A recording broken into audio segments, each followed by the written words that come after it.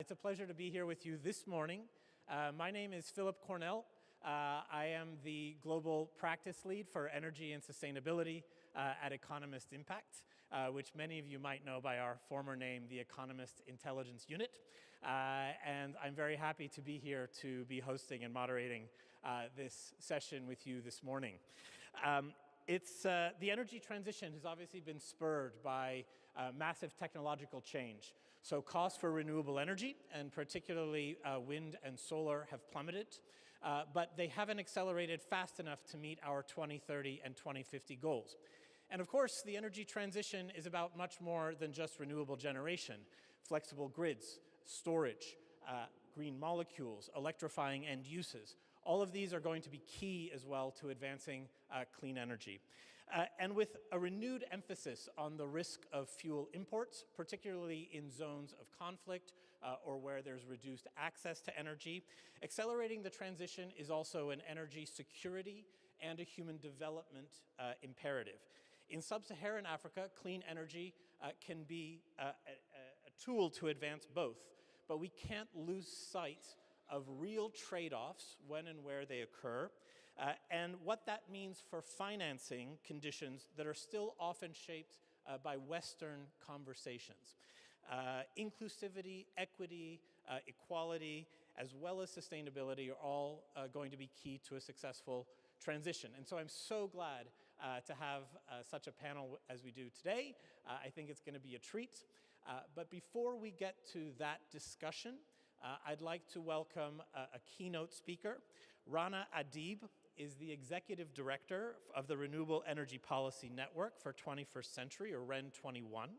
It's a global public-private network on renewable energy, headquartered at UNEP in Paris. She's an engineer by trade and a convener across cultures. I'm sure she's well known to many of you already. So let me welcome to the stage Rana. Please come up and join us. Take the stairs. Please, on the podium, and you have a remote.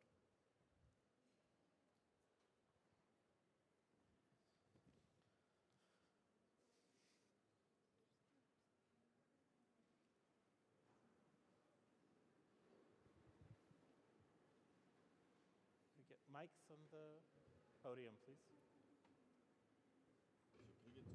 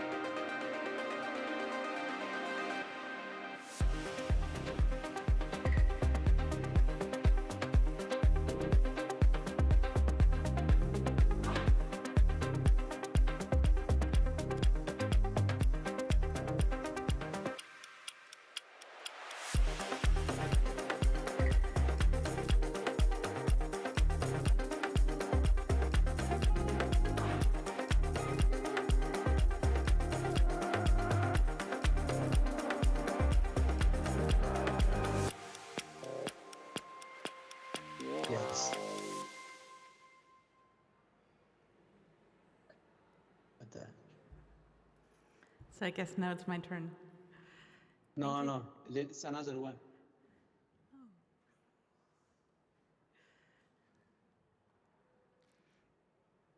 There's another video? Did I hear? No. Why don't you please start, Rana? Thank you. On you. On to me. Okay, good. So thank you very much for this introduction and reintroduction, I guess, by this short movie. Ladies and gentlemen, it's really my pleasure to be here at the International Vienna Energy Forum, Energy and Climate Forum, in a moment where linking climate and energy is very much living a political momentum, I guess, a historic political momentum with the mobilization around energy efficiency and a renewable energy target in the lead up actually to COP28. I think it's really important that we bring those discussions and the ecosystems together, and I will come to this a bit later. So we heard this morning that momentum is building around this global renewable energy and energy efficiency target that is aiming at tripling renewable energy capacities and reducing energy intensity or doubling energy efficiency efforts by 2030. This target is being proposed by the COP presidency, many governments, and also with a large support of the multi-stakeholder community. I think, however, as you had rightly said, these are still very often Western countries-driven discussions. And this already puts one of the questions on the table is how do we change it, make it a real global discussion? Now, a global target, and I think it is still important to underline the historic momentum because it's for the first time that renewable energy might, we cross our fingers and all work for this, find its way into the COP agreements. So that's something that is tremendous. The reality is, however, we cannot stop at a target. A target, a pledge, is an ambition. And what is very clear is that this ambition, which is highlighted here, needs to be implemented. And I think before coming to technological innovation, etc., we need to really acknowledge that policies are key for the implementation. So even if we have a global target and a commitment, it's government that will need to go back and decide how they're implementing, what policy and regulatory frameworks are being put in place, what the strategies are at the national level, at the subnational level, at the local level, or at the regional level. And I think here it is really important to have a look at, and my glasses are either dirty or not up to date. I don't see the numbers.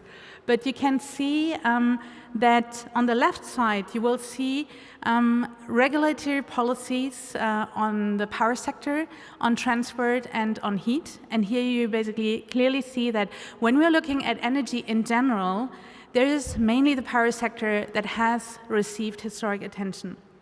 On the right side, and I think, as you also said, when we're looking into energy and making the energy transition happen, we tend to look at the generation capacities.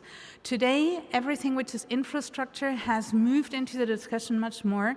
Sometimes we're forgetting that energy is actually only an enabler for different energy consuming sectors, and this is why it's important to really look at the two sides of the coin, energy supply, including the infrastructure, and energy demand. On the right side, you will see that there is actually not so many countries that are really looking at how to implement renewable energy on the consuming side. So what is important from this global target is bringing this back to the national part and really looking at the enabling policy and regulatory frameworks. Now, the reality also is, and I think it's important to underline, governments have a key role to play here, but industry and civil society are fundamental. They are the players who need to hold governments accountable for the implementation and that the target is not only an ambition. I think in this context, and we see this in many countries actually, it is also important to acknowledge that we're not speaking about a fuel switch only. The energy transitions or the development of a renewable energy system is also transformations of our economies and of our societies. And this really requires a broad support and broadening the support and also the discussion from an energy bubble into the climate world, into development, into transport, into finance, and so on. For this, and you have also alluded to this, we need to see that energy and renewable energy is not only about climate, and it's also not only about climate mitigation, but adaptation. It's about development, it's about economic development, it's about industrialization, it's about energy access, obviously, but ultimately it is about putting renewable energy at the heart of our economic models, of our new economies, and of our new societies. Why also new societies? Because anybody can basically produce and become an energy producer. So we have a complete different energy governance that is possible. So before diving into the challenges, I would really like to stand here on there is the ambition, but there are very encouraging developments. Encouraging developments, so here are the different topics that are being addressed here at the forum. When we're looking into the energy systems, for instance, we see that already 83% of the new renewable energy installed capacities in the power sector is renewable energy, so the majority. And this is actually not happening because of climate reasons, it's happening because of policies and because of cost reasons. So that's something that is very positive. The other part is, when we are looking into, and I'll move forward, there has been this myth of solar PV and wind are not reliable because they are variable. We heard it again this morning. We have a problem on the intermittency. We have an increasing number of countries that shows that high shares of renewable energy, variable renewable energy, can be managed in the grids. There are lots of options, and these are not only flexibility options on the storage side. The grids play a role, interconnection, demand-side management, digitalization, and there is basically many success stories that show that things are happening. I take another example when we're looking, for instance, on renewable energy and agriculture. We clearly see that in developing countries, the use of solar PV, agri-PV, is actually making the agricultural yields higher because there is an opportunity to develop a resilience. So these are examples that are inspiring and need to be scaled up in an accelerated way. I would like to mention one part here on a program in Nigeria where I also think that it shows how important it is to bring basically the different ecosystems together. The Nigerian government has a plan where it is really bringing together renewable energy and energy access, basically, renewable-based energy access with the agricultural development. Why? It is really the objective to create economic centers, so to say, that will allow to increase the yield of the agricultural production, but also create basically good baseload consumers on the energy side. I think this is something that is really important because ultimately it is renewable energy for food security or food security with renewables. Why am I mentioning those examples? I think that often we tend to look at energy just from a very technical side. But ultimately, if we want to broaden the support, there are solutions that do exist, and we also need to have inspiring narratives with regard to that. I will end on one very encouraging number because we'll speak about innovation. That is the fact that IEA 2 years ago presented or produced their first net zero emission scenario. 50% of the CO2 emissions could be abated with existing technologies. 2 years later, it's already 82%. And I think this is something that is extremely encouraging. Now, let me quickly come to some of the changes we need to look at. When we're looking at renewable energy, we need a paradigm shift. There is an opportunity to really scale up, but this requires us to think differently. Why a paradigm shift? These are basically solar PV and wind maps from the world.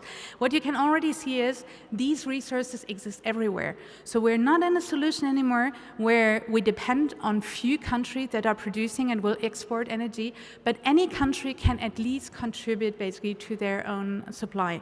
And what we already see is like 65 countries have more than 20% of renewable energy in their total final energy consumption. So that's a starting point that changes the full energy governance.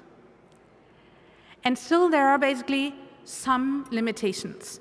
Obviously, renewable energy exists everywhere, but access to technology is quite centralized. And this is a very big topic today where we see that we move from a globalization to a regionalization or a nationalization with a certain protectionism. And I think when we speak about an inclusive energy transition, this is access to the technologies need to really be addressed. The other part is space. This is basically the population density of the map of the world. And what you can see here is that the resources and the space are actually going to change the map of energy exporters and importers. Something really important to acknowledge that also shows that we need to look into new ways of shaping regional strategies, etc. Critical minerals, and I won't go into detail, but here's basically the map on leadership opportunities and old dependencies, but also new dependencies.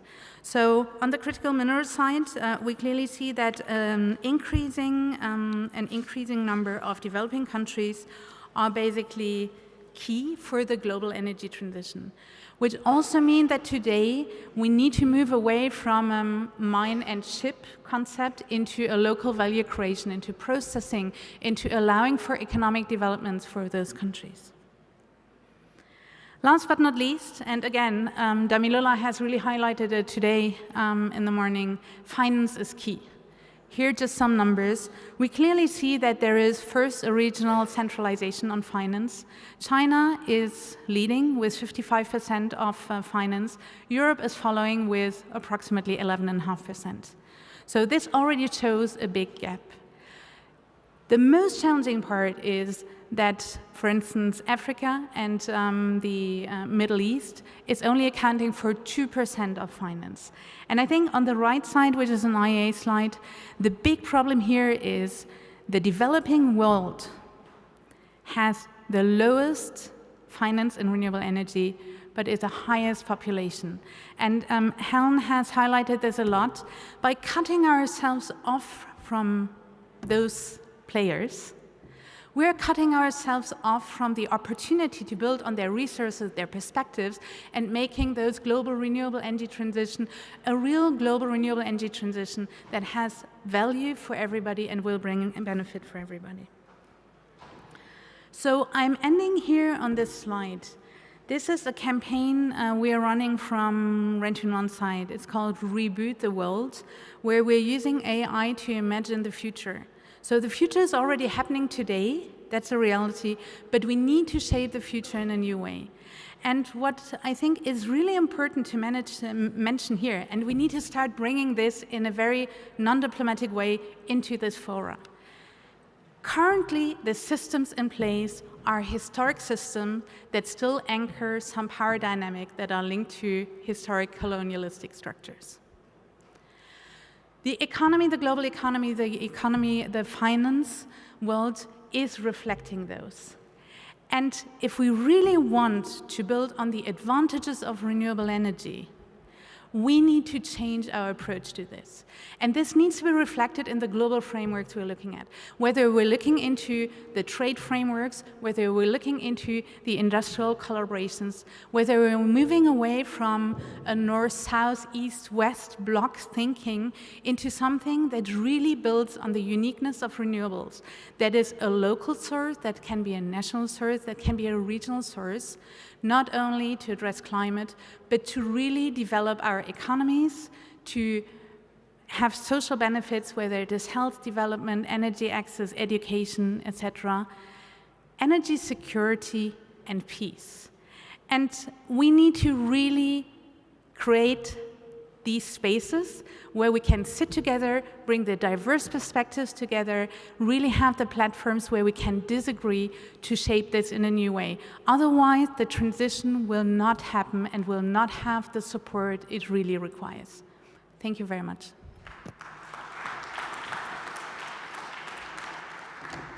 Thank you so much, Rana. And if I could ask you to sit down and join our conversation, please. Now I'd like to welcome our other panelists for this conversation. So I'll welcome them up to the stage. Aneri Pradam is COO of New Energy, right next to me here. Kevin Kariuki is Vice President for Power, Energy, Climate Change, and Green Growth at the African Development Bank, please. And Roberto Vigotti is Secretary General of Res for AFR Foundation, working to support Africa's just energy transition. Thanks so much to all of you. Oh. Thanks so much to all of you for joining us.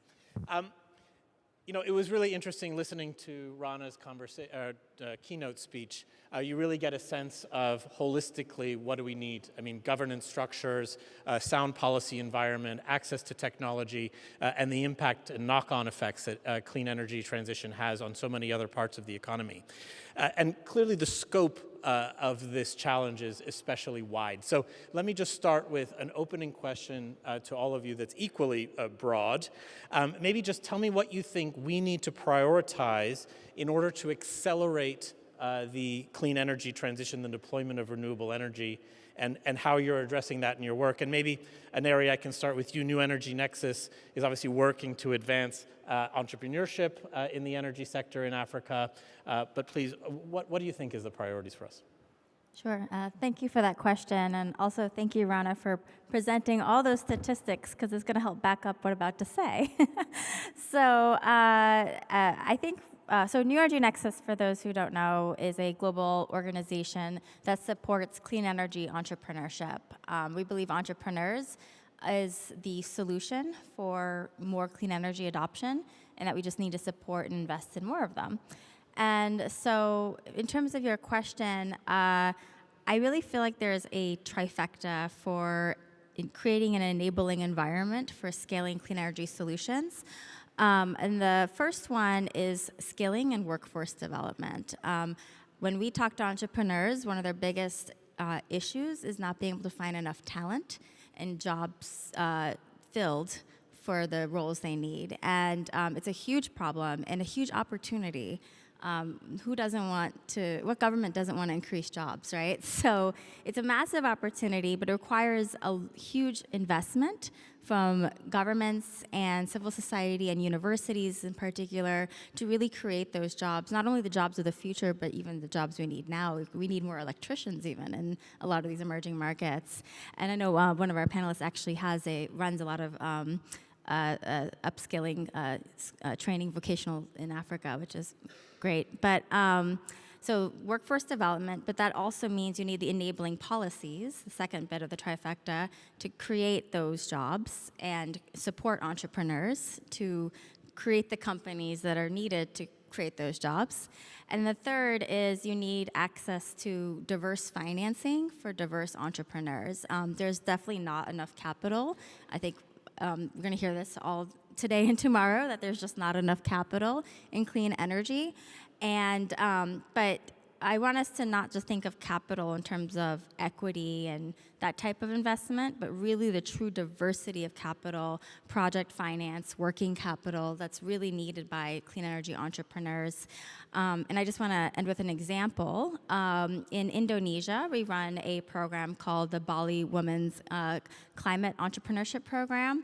And the way this program is addressing that trifecta is they know that only 11% of founders in Indonesia are women, and so by increasing and catalyzing women's entrepreneurship in Bali, they can also then increase the investment and support. So by doing a 4-month acceleration and training program, and then they also advocate the government and provide them with examples of how these types of programs are really beneficial for the country and do advocacy there.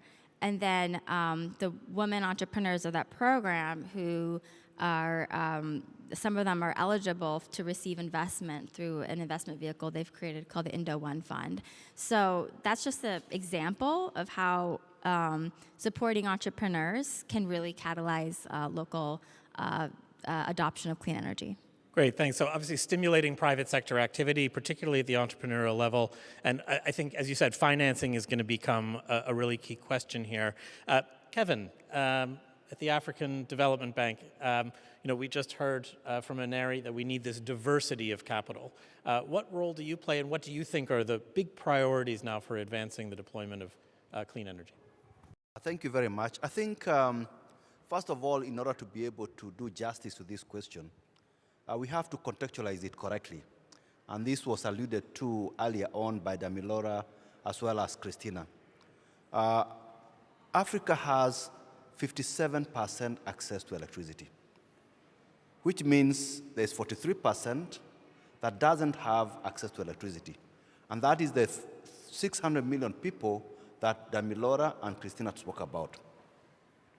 Additionally, we also have about 970 million people who don't have access to clean cooking and clean cooking technology. So what that means is that in order to be able to to accelerate energy access and to have sufficient energy, because if you look at energy also, I think these statistics are also very important. You see that Africa accounts for only 6% of global energy demand, despite the fact that it is home to 20% of the global population and occupies a surface area of about 20% as well. So the key thing here is to ramp up the supply side of energy. And this is where renewable energy comes in, because you have a situation whereby Africa has abundant sources of renewable energy. You saw the maps that my colleague here showed on the chart. Africa has about 40 to 60% of the best solar source globally, solar potential globally. And this could be up to 10,000 megawatts. But less than 1% has been harnessed. We also have about 350 gigawatts of hydro potential. Less than 7% has been harnessed.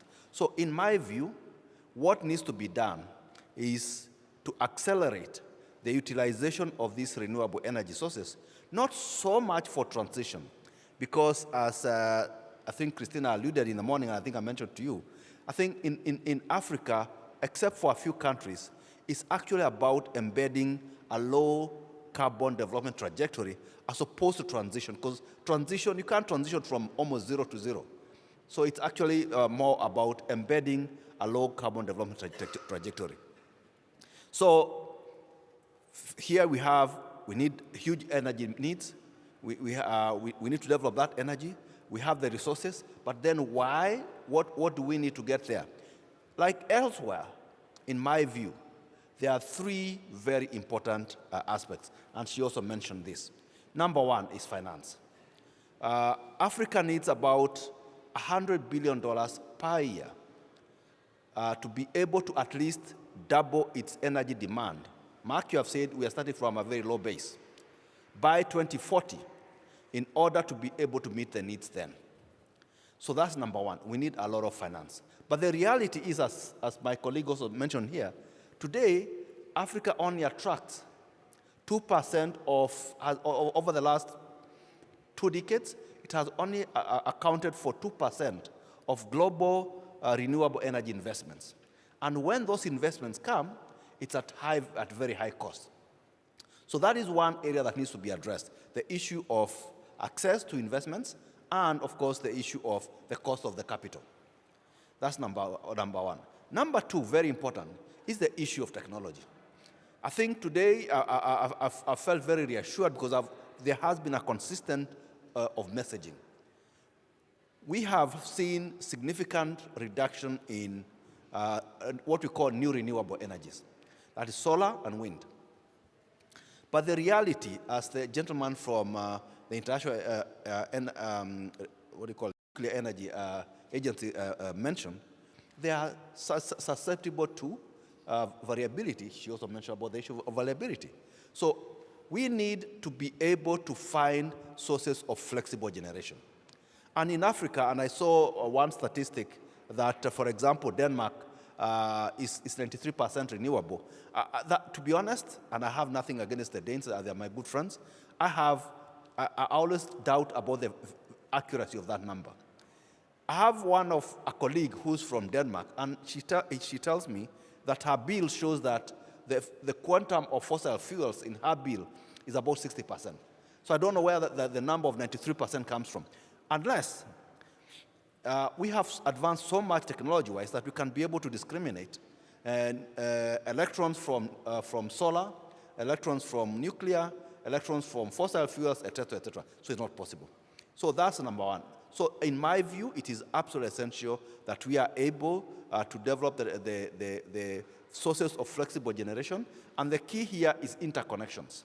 On the African continent, it's not as extensive as you have in Europe. That's why Denmark will be able to import power from France, from Germany, from UK, from elsewhere. The Africa doesn't have that privilege. So the source of flexible generation in Africa would probably be battery energy storage. But we all know that the cost of battery energy storage is significantly prohibitive. And therefore, unless the cost of battery energy storage comes down, then there'll be a challenge as to the extent that you can be able to use battery energy storage for purposes of stabilizing the grids. In actual fact, and there was a practical case in Kenya, too much renewable energy, or what you call renewable energy, can actually be very disruptive to the rest of the power system. On 25th, because I was in Nairobi, of August, the entire system collapsed because one of the large wind farms, probably the largest wind farm on the African continent, decoupled from the rest of the system for whatever reason.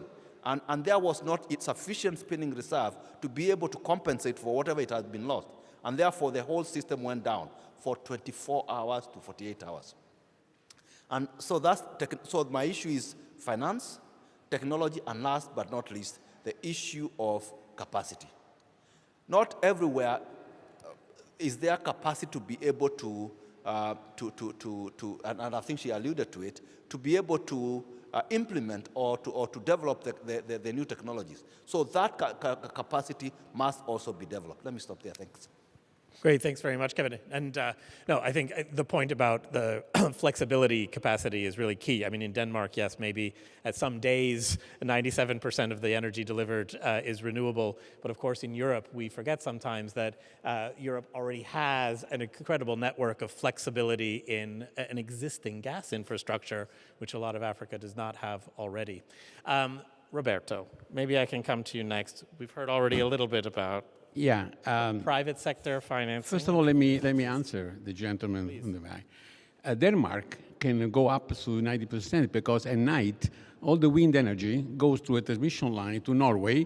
They go up in a reservoir. I'm a power system engineer, and they fill the reservoir in Norway, and then next morning, the energy goes back. So interconnection, correct, is one of the reasons. That's why in Africa, unfortunately, the power pool doesn't work. And it don't work for technical reasons, for political reasons. You just imagine the Mediterranean, they don't exchange energy for all the reasons you want to say. There's no time. Second answer, he mentioned that in Ethiopia there was a 24 hours blackout. Kenya. What about the 6 hours per day in South Africa, which is all coal? In South Africa, Eskom, bankrupt, 6 hours per day are off. There's no light because they are no power. So this means nothing with renewable. So I think this is a misconception. And again, we have to debunk the myth on renewable.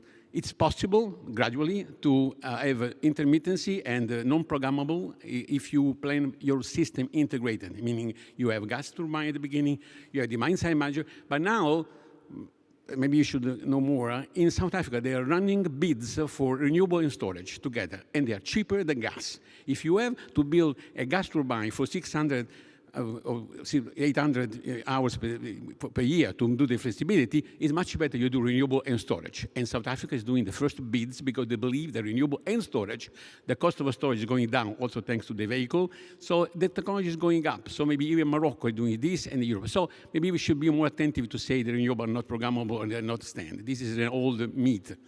On the priority, I think the priority number one, that Milola said clearly, is to increase scaling up electrification of Africa. I don't like anymore the word transition from where, from nothing. Also because sometimes my friends from fossil fuel say, Roberto, you should do a reasonable transition, which means really poisonous word. I just say a sustainable electrification of Africa is the answer. And there are three elements very quickly. One, I agree with you, breaking the ceiling of investment in Africa.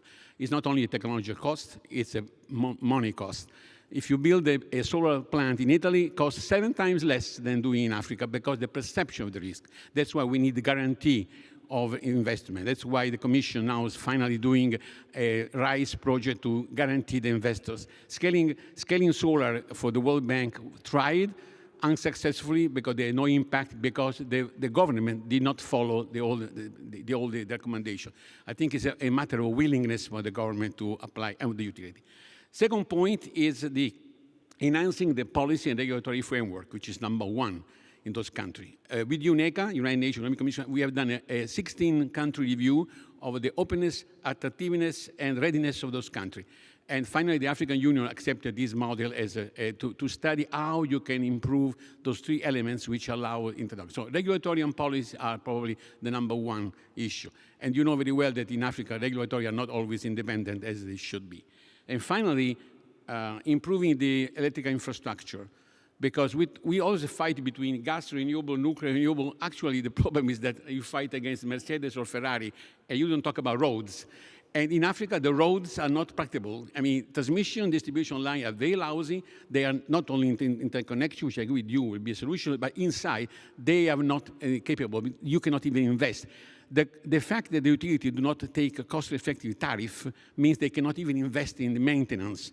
So the solution, I give you a solution finally, is frugal innovation in the transmission distribution line. Frugal innovation means today, with the smart meter, drones, sensor, you can upgrade the role of this transmission line, distribution line, without waiting to rebuild them. And we are now to propose a study in 6 months from now on assessing, mapping the frugal innovation possibility. So technology is the answer, but political will is also lacking. And I think there is no excuse to wait. And sometimes solutions are there. Let's apply them. So technology is the answer. That's a tech-optimistic view. Rana, so you've heard from some of the speakers already. Really, what some of your comments have been reinforced here. The fact that we need a good governance structure, that we need clear sort of policy frameworks. Maybe you can dig down a little bit more specifically into those issues about allowing more finance to come to those projects and also engaging in those kind of projects that Roberto was just talking about that are going to be so critical. Very happy to do this. I think what is ultimately, yes, we have disagreements, and we definitely need to debunk the myth on some of the technical solutions that exist. But I think, especially when we're thinking about energy access, and 600 million people still not having energy access, the reality is that renewable energy is the quickest way to bring energy to them. And at the least cost, provided, and I think provided, this brings us to the finance sector, that there is basically, because renewable energy is capital intensive, so interest rates increases, critical rating of a country, etc., has a massive influence on the financial cost of a renewable energy project. And I think what is really important here is to how do we ensure, and we need to look at this in a global way on what is been provided in terms of whether it is 100 billion of loss and damage that goes to developing countries. That is a promise that needs to be implemented. I think that's something that is very clear. But also the role of public finance and private finance. Public finance needs to be used today and the mechanism in a way to mobilize private finance. And in the lead up to the G20, there has a study has been realized. Normally for $1 or euro or whatever unit invested, public finance should mobilize $10 of private finance. In the G20, the rate is at 0.47.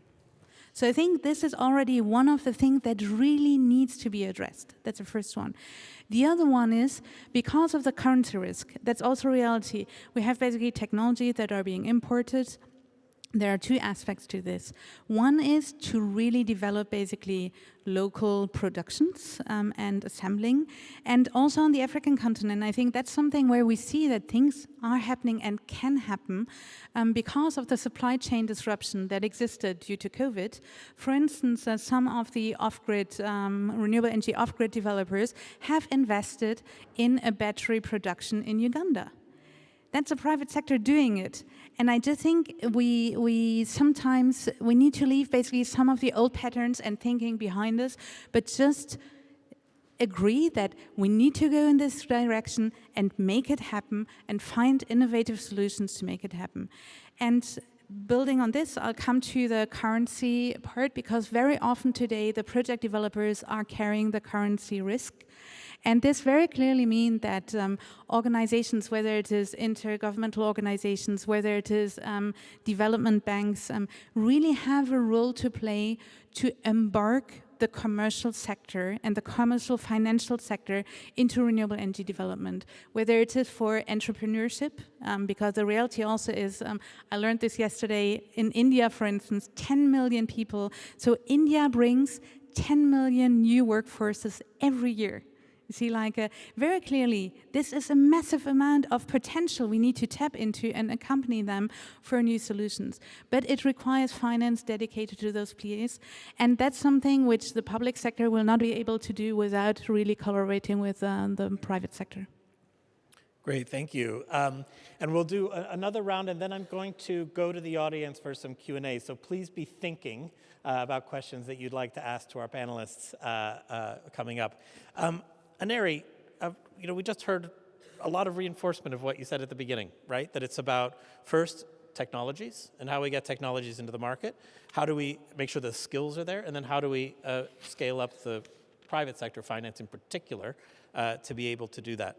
You were telling me before that you thought innovation was not necessarily so important. It was really about scaling. So maybe we can go again a little bit deeper into that one. When we're talking about the kinds of diverse financing, in particular private sector financing that we need to come into the sector in the African region, in these kinds of environment of very expensive money, difficulties regionally financing these things. I mean, 10 to 12x leveraging of public finance seems unrealistic. What are the mechanisms that you see, and in sort of the work that you're doing, that really gets money into the hands of entrepreneurs and develops those technologies at the margins, particularly in kind of distributed applications? Thanks, and that's a great question. So New Energy Nexus's definition of an entrepreneur ranges from a micro-entrepreneur to a venture-backable company. So those examples require very different forms of capital. And I can tell you, a woman selling solar lanterns door-to-door in Uganda and a venture-backable company that has projects in New York City both have the same complaint, that there isn't enough capital. So this is across the board for all types of entrepreneurs, and it's a huge problem. So examples of what I think are needed. New Energy Nexus has a few experimental funds, if you will, that are designed to meet more entrepreneurs' needs. So one, in California, we have a debt fund specifically for underrepresented entrepreneurs, being African American, Latin, and Indigenous, and that provides 0% interest loans to entrepreneurs to really look more from a climate justice lens of, capital has been historically extremely expensive for these populations. So let's make it 0% interest to level and create more equitable forms of funding. And so Nexus supports that fund. We don't run it, but we support that by providing pipeline of entrepreneurs that could receive that capital. Another example is in India. We work with a partner there and develop bonds. And these bonds are designed for sustainable energy assets. And that has been a really interesting way to provide more affordable capital to the entrepreneurs that need it. In India also, our partner, their Climate Collective, is running a retail investor network called Climate Seeders. And Climate Seeders is about basically getting Indians and non-residential Indian diaspora, and really anybody that wants to invest about $2,000 into Indian clean energy entrepreneurs. And that's a pretty small amount. And when you think of angel capital, that's not really it. It's much less than that. It's retail. And that's a way to democratize investing by getting anybody who's interested in supporting clean energy entrepreneurship to be a shareholder in an Indian company that's desperately looking for investment because they need to scale in a market that is a very scalable market. So these are just different examples, but just kind of going back to what I said earlier, there isn't enough venture capital, there isn't enough project finance, there isn't enough working capital, there isn't enough grants and philanthropy, even that's incredibly small. So it's really across the board. We just need a lot more of all these different diversities of capital to support diverse entrepreneurs. Great. And I think Kevin and also Roberto, I think that I'd like to go to both of you. Kevin, so much of the existing capital that's going to projects for energy in Africa is currently coming from public sector and particularly international development finance. We heard how that needs to change. And that we have sort of these routes for, let's say, non-traditional finance, whether that's through philanthropies or NGOs, but getting commercial capital in is proving to be very tough for a lot of reasons. One of them, for example, that the sovereign credit ceiling, the fact that I think only maybe 2 countries of emerging and developing countries have investable grade sovereign ratings themselves. How do you see first a road to that 10 to 12x number, or even something about half of that? How do you leverage the public sector capital to get more of that commercial capital in? How do you de-risk it? And how does that commercial capital get to a rate that is attractive for projects? A lot of parts of that question. Thank you very much. I think what you say is absolutely correct. And I think I'll go back to what I started by saying Africa needs, because of its low energy base, needs to be able to mobilize significant amounts of capital to be able to have universal access to energy and in modern energy. So what happens now is that there is always the issue of the perceived risk. And what we've done as a bank is to try and address that issue. And the first thing that we did is to address probably the biggest risk that is perceived. This is the stability of the regulatory risk. And what we've done is that we introduced in 2018 what is called the Electricity Regulatory Index. And this, what it does is it tries to benchmark regulatory authorities on the continent against best practice globally. And we've done fairly well. And today we have covered 45 countries out of the 54 countries on the continent. And as a matter of fact, that particular index, which is now we call Electricity Regulatory Index, or ERI, has become sort of the tool for regulatory interventions globally, because the World Bank requested for us to help them roll out that same facility globally. So it's now globally, it's called the Global Electricity Regulatory Index. That's number one. Number two is the fact that because of trying to crowd in the private capital, what we've also done is to introduce a number of funds. For example, we have what is called the Sustainable Energy Fund for Africa. It's a $500 million fund, and what it seeks to do is to, number one, to help reduce the risk of renewable energy projects, and therefore promote what we call green baseload. In other words, replacing your conventional source of baseload with renewable source of energy. And that facility is doing extremely well. But that's not enough. What we also appreciate, and that's what she mentioned this, and I think the lady also mentioned there also, is the fact that we have, because of the geographical coverage of Africa, most of the people will be always beyond the national grid. And therefore, we appreciate that up to 50% of new connections by 2030 will be through mini grids and solar home systems, standalone home systems. So what we've done is that CEFA is also promoting that particular side of the business, and again, doing extremely well. But to try and consolidate all this, probably the most ambitious effort that we've had is what we call the Desert to Power project. Desert to Power starts from the west in Senegal and proceeds all the way to the east in Ethiopia and Djibouti. And the idea here is to use the solar potential, to convert the solar potential and generate about 10,000 megawatts, okay? 10,000 megawatts of power in that region to provide electricity access to about 250 million people. And here in so doing, you would think it's a huge thing. So what we did is, and we say you can't eat the elephant all at once, you have to be careful. So we did a pilot, and we've been able to raise actually $1 billion for the first 5 pilot countries, which is Chad, Burkina Faso, Mali, Mauritania, and Niger. So so in that regard, we think that it's something that it's ambitious, but if you reduce the risk, if you'll be able to crowd in the right amount of capital that you require. But most importantly also, at COP27, we also launched what we call the Alliance for Green Infrastructure in Africa. And the idea here is to address one of the issues that was also mentioned earlier, the issue of bankable projects.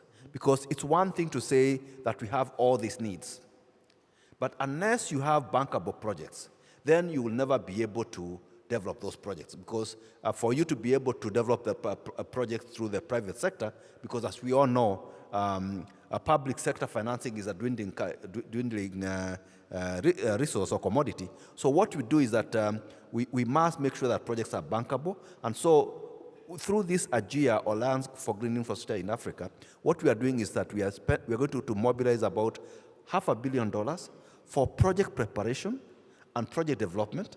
And once you have bankable projects, then you will go to Alliance members and other financing community for purposes of mobilizing the equity and the debt that is required. And we expect that from the $500 million, we should be able to mobilize another $10 billion for purposes of developing those projects. Let me stop there. Thank you. Thanks so much. So sequencing, I think that sequencing, particularly around project preparation, is really going to be important to create a runway. Roberto, I saw you shaking your head a bit. I fully agree that regulatory and policy are number one. I'm glad that the bank does the study. We have done the 16 countries together with UNECA, and they've been approved by the African Union, seen from the private sector, however, not from the bank. Private sector wants to invest there, but I wonder why my member, IBB, Schneider, Enel, ADP, Portugal, when they go to the committee to invest, they go to Brazil, they go to India, they don't go to Africa, because the perception real is still there. So I think now the money is available. There's a huge amount of money available to come to Africa, except that the risk is too high. So I think the number one, and I agree, if we combine forces, the African Bank and the private sector, to work on the regulatory policy.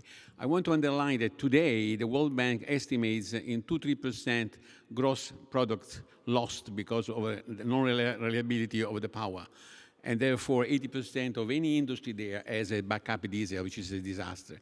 That's why I think that we need this planification there. A final thing that you didn't mention, I think you will be surprised. Africa not only has a lot of renewable whatever, and I don't want to fight renewable against gas. This is not my issue. My issue is that 2% of renewable is a scandal versus 98% of fossil. We need to do something a little leveraged. I don't want to enter. Senegal wants to do more gas. Good luck. Go ahead. Maybe in 10, 20 years will be obsolete, but at least try to balance, put more renewable, because it's a scandal. 2021 was 0.6% of the global renewable was done in Africa. These are numbers you cannot say because they're not reliable, because there was no willingness. Finally, Africa could also develop, having good renewable energy, products, minerals, products. And I'll give you 2 examples. Sorry to be very blunt. Why Congo exports stones of lithium and don't export high-quality battery, like people say? Well, to go from stones, there are, sorry to say, 120 to 150 bands, gangster, mafia, like Italian, who sell the lithium abroad, and they kill each other. So before you go to have a high-quality battery Mr. Musk can put in his Tesla, you need a blueprint.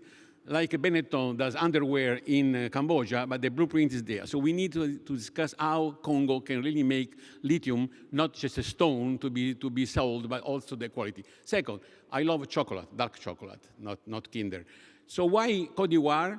They export cocoa beans, and you know how much is the percentage of chocolate made in Côte d'Ivoire? 1%. 99% is done in France and Switzerland. Why the government or the authority of Côte d'Ivoire don't impose, okay, we sell you the beans, but please, 30% should be done in this country. And finally, this shirt is Brooks Brothers shirt. I want to make a commercial. This is Egyptian cotton made in Vietnam. Why is not made in Egypt? So before compromising, lamenting the Western world, try to be consistent. Try to have the cotton, Egyptian cotton, and make a factory of cotton instead of buying my shirt from Vietnam. Those are the things that renewable energy can also help. I know they're not programmable, but they can do much more benefit to the country than just setting the programming. So policy, investment, the risk investment, and of course, sharing the scaling up of electrification. I'm here to fight. It is possible. This morning I heard a lot, but I was disappointed. It was really, again, finding solutions are there. Just apply them, okay? Yeah. Great. Let me turn now to the audience for some Q&A. So we have some roving mics. We have a couple. One here in front, please.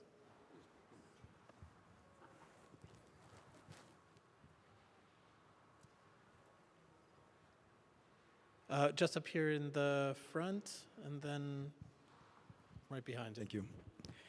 Hello, everyone. Thanks a lot for this exceptional panel.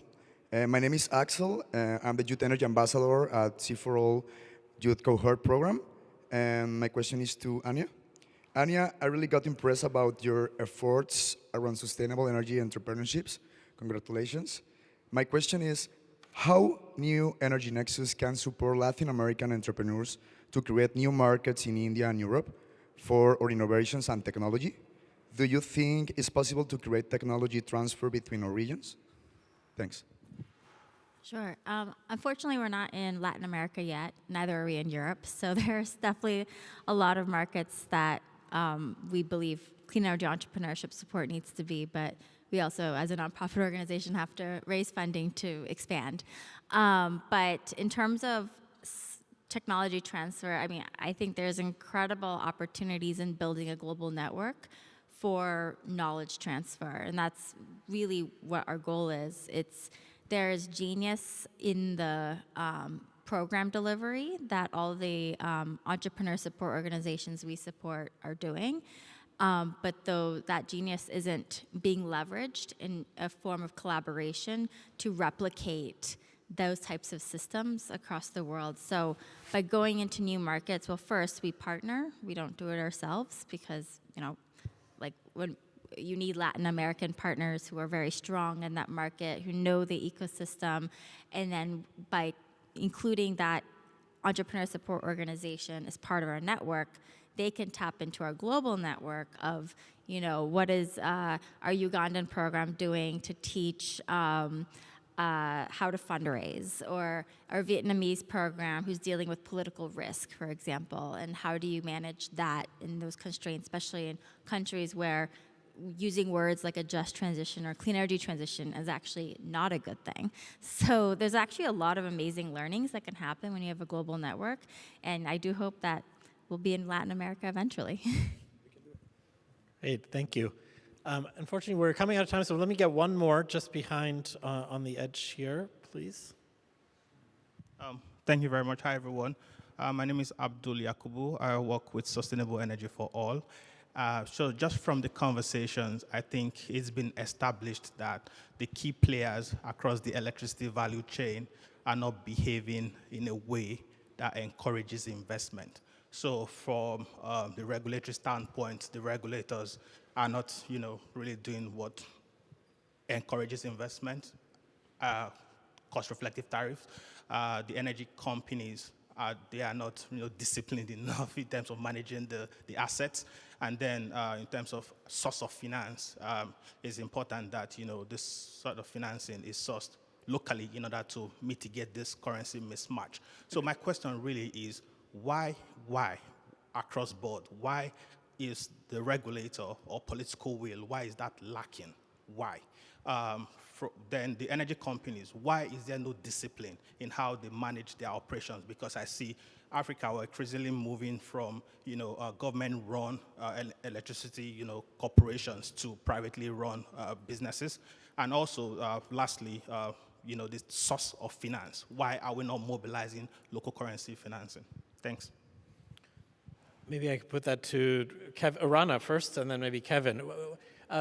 Why are we lacking such institutional capacity, both on the regulatory and the energy company side when it comes to this? So I think we could probably have a whole day discussion about why, because this is very complex. I will answer So I think there is a political question, there is a governance question, there is what I referred to before, and I think you also mentioned the sovereign rating. So what are the parameters on which we have basically established those rules? Whether it is local content, whether it is access to finance, what are the conditions under which we can access finance? And I think these are actually rules from the past that don't apply today anymore. So I think there is really a framework conditions that are built in a time that is not the renewables era. And that is also not the era of a more decentralized regional governance. So I just think this is, for me, one part that that really requires specific attention. I'll build on what Roberto said. I think here, for instance, we're in a situation where basically when you're looking just at the resources, we're in a situation where developing countries are not only an answer to their own energy question, but also an answer to, for instance, the energy situation and the energy crisis in Europe. So this is something that creates basically a new opportunity to sit together and redefine those rules. Now, why is this probably not happening enough? Because there is still vested interest. There are institutions that are built around the past and that need to be revamped. And this requires clear leadership and also the spaces where we can have honest discussions. Where we can have honest discussions on saying, why is the World Trade Organization going to respond to Indonesia that is banning basically the export of unprocessed materials, but not addressing what the Inflation Reduction Act is doing, that is also promoting local value chains and local content. So there is really, and I think that's just something we need to be honest about, we need to change those frameworks. And I would end on another note. I think we're still looking at access to finance, access to technologies, etc., in a far too isolated way. If we're really honest, what we need in all developing countries and what we try to maintain in industrialized countries is basically a good economic situation so that we can basically ensure a good social situation for the population. That is just a reality. And as such, I think today we really need to, and that's not happening enough, stepping back and saying, like, with those new technologies that are there, with those new resources that are there, with a decentralized opportunity that is there, that any country can actually create local value, how do we reshape our strategic alliances? And this requires regional fora. So I think like interconnection on the African continent, the regional power pools are really important when we're looking into the Silk Road developments of infrastructure. And that is really something that is fundamental, whether we look cross-border, but also at the subnational level. So really anchoring and developing I guess like regional, subnational, economic and societal pathways. Great. Yep. If I may add, I think the question that he asked is very valid. And I'm a student of power system development and reforms. And about 20 to 30 years ago, there was this wind of reform that took place on the continent. And there were many utilities that resulted from those reforms, and they resulted in what I would call reasonably bankable sort of utilities. But that discipline sort of has been eroded, and largely because I would say, on the one hand, maybe there was too much competition amongst maybe development partners, throwing in cash without insisting on the very fundamentals of utility, maintenance of those utility reforms. And as a result, today as we speak, on the continent you will be hard-pressed to come up with 5 utilities you can say are bankable on the continent. And one of the things that we've realized at the African Development Bank is that we need to now go back and mobilize the World Bank, the EIBs, and other donor partners we say, look, this is tough love. Let us try and ensure that we have sufficient reforms. Let us try and ensure that you have cost-reflective tariffs. But even before you get to cost-reflective tariffs, ensure that you are able to collect the revenue that you generate. I mean, I can give you examples of countries I've visited in the last 3 weeks, or in the last, actually 1 week, 3 countries. And in all of them, the system losses, both technical and commercial, amount to almost 50%. I mean, they cannot be able to do business at 50%. They cannot generate sufficient revenue to be able to do maintenance and maintenance expenses. They cannot be able to meet additional investments. So I think the first thing is go back to basics.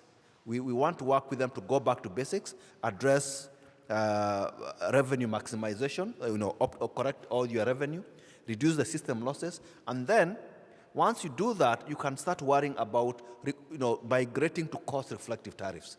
And then afterwards, then you worry about maybe additional generation. But I think we need to go back to basics. And that's the message that we are trying to convey to these utilities. Thank you. Great. Very quickly, and then we'll close because I think we're eating into. Yeah, very quickly. Politicians are those who look at the next election.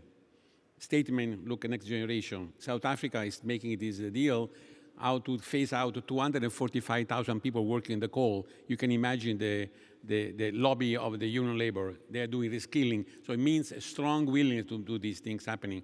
So you can imagine, of course, that, again, I'm not against anything, but the lobby of fossil fuel is much stronger than the tobacco lobby. Remember the tobacco lobby, how many decades took before they accepted that. So they are now greenwashing their role. They're doing green hydrogen, blue hydrogen, orange hydrogen. They're trying desperately. There is no way. I mean, the situation in the future, electrification. And I'm sure that more and more countries like Kenya, Morocco are doing it. What is the future?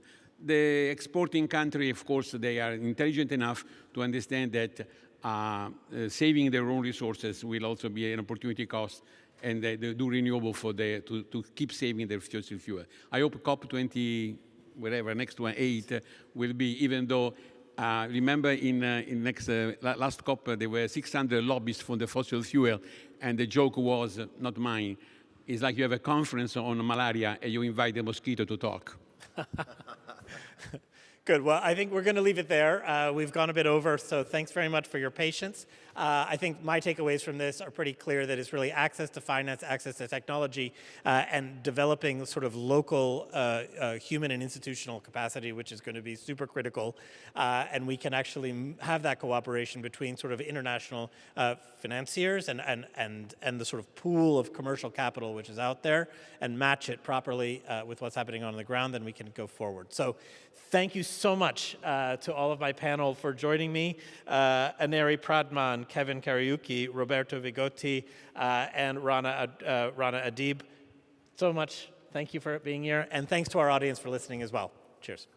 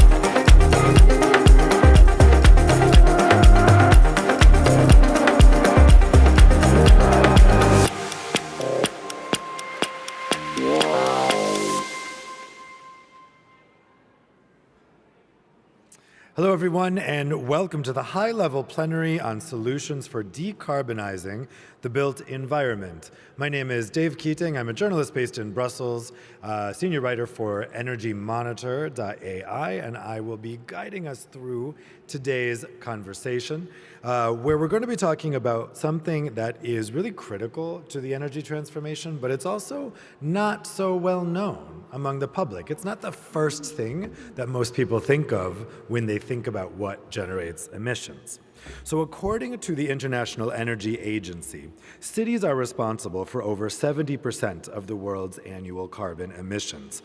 Based on the World Urbanization Prospects of the United Nations, it's projected that by 2050, approximately 68% of the global population will reside in urban areas, primarily in developing countries and transitioning economies. This rapid urbanization is expected to trigger a substantial surge in energy consumption and accompanying greenhouse gas emissions. The growth will be driven not only by the construction of new buildings and infrastructure, but also by their ongoing operation. So the emissions come from the construction of the infrastructure and then also the use of the infrastructure for decades. Now, the buildings and construction sector in particular contributes to 37% of energy-related CO2 emissions, and current construction practices rely heavily on energy-intensive materials like steel and cement. With urbanization trends, there's a significant demand for materials to support the construction of necessary infrastructure. Approximately 5 billion square meters of new floor space are added each year, which is equivalent to constructing an entire city the size of Paris every week. So, how do we take action to mitigate the impacts of the built environment on our global environment, on the environment that we live in, on the atmosphere? It's essential to prevent and reduce the underlying causes of climate change and its associated impacts. In this high-level plenary, we're going to explore the importance of decarbonizing the manufacturing and construction sector, and we're particularly going to be looking at how we decarbonize these essential materials that are used so much right now, like steel, cement, and concrete. We'll also examine the state of progress in the decarbonization of these sectors, the critical actions needed right now to get to where we need to go in order to meet the Paris Agreement goals. And we'll also discuss the financing needs, particularly for the Global South, and what's needed to unlock the millions needed to remain within the carbon budget. We're going to start off with a keynote speech from Mathilde Mesnard, who is Deputy Director for the Environment and Directorate at the OECD and Coordinator for Climate and Green Finance at the Organization for Economic Cooperation and Development. She supervises work on climate and green finance and investment, as well as on environmental and economic integration. And also from 2016 to 2022, she was Deputy Director of the OECD's Directorate for Financial and Enterprise Affairs. Mathilde?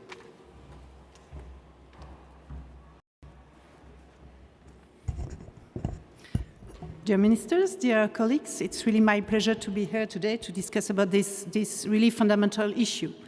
Let's go back to climate change first. It's really one of the most pressing and complex policy challenge of our times. It's a kind of a truism to say that, but I think we are really facing it every day, and especially when we are talking about industry decarbonization. Effective measures to reduce greenhouse gas emissions require both domestic and international action and cooperation. And to be on a net zero emission pathway, decarbonizing emissions-intensive sectors like steel, cement, glass is critical, not easy, but urgent. These sectors are essential to our way of life. They supply the materials needed for construction of houses, of factories, of offices and other commercial buildings. They are also used for developing infrastructures such as railways, highways, ports, etc. So really they are the key engines or the backbone, as one of our colleagues said in a recent discussion, backbone to the production of trade and production and trade of goods and services, so to our economic growth, and more broadly to improve the lives of the people across the world. And over the past 2 decades, the global population has grown by 25% to more than 8 billion people, and GDP has doubled to US 100 trillion. In addition, we had rapid urbanization, especially in emerging and developing economies, and this has driven a massive increase in the demand of new material supply. This led to an increased demand for materials produced by heavy industry by about 110% for steel and 140% for cement, for example. And the climate impacts of the production of these materials and of the sectors they are used in are massive. The production of steel and cement alone is responsible for around 16% of the total global emission of carbon dioxide. And buildings and constructions account for as much as 40% of the total CO2 emissions. So really, it is a massive impact in terms of climate change. Decarbonizing the industrial sectors that produce materials for the built environment relies on a set of low-carbon options: energy efficiency first, renewable energy, low-emission fuels like hydrogen, carbon capture, and circular economy altogether. But there remain challenges for achieving substantial emissions reductions that would be consistent with a net zero emission pathway. And I will categorize these challenges as follows. First, many of these low carbon options are still at early stages of commercializations. And that means that they are still more expensive than conventional or traditional practices. And this creates risk, of course, for financiers and investors. Second, the manufacturing industry is exposed to trade and global competition. So higher costs for green materials are particularly problematic because they can be easily substituted with cheaper and polluting alternatives. Third, the industrial assets for steel and cement production have long lives. That means that every investment decision made today for a conventional production route means that emissions will be locked in for the coming decades. And this, of course, exacerbates the risk of stranded assets, and this could eventually be more costly than investing today in low emissions technologies. So as governments, private sector actors, financiers, and international organizations, we need to act on these challenges and act now. It's really our responsibility to turn climate ambition into concrete decarbonization actions. And today's panels includes high-level speakers from governments, from industry associations and financial institutions who will discuss how to overcome these challenges and many others.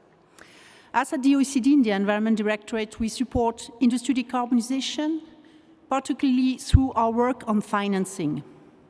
And our work is focused on improving access to finance and financing conditions for emerging and developing countries.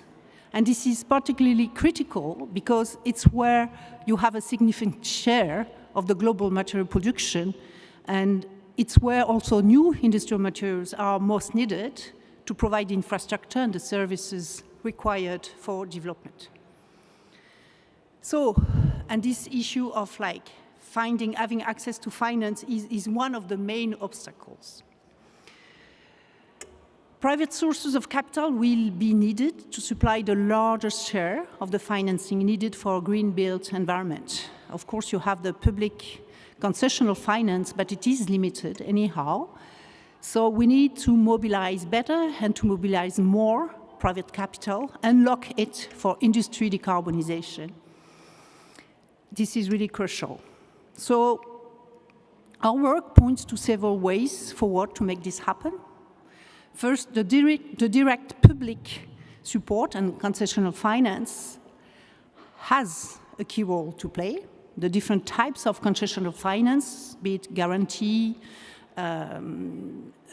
grants, etc. And they should be used particularly to support the first movers for strategic technologies and for projects.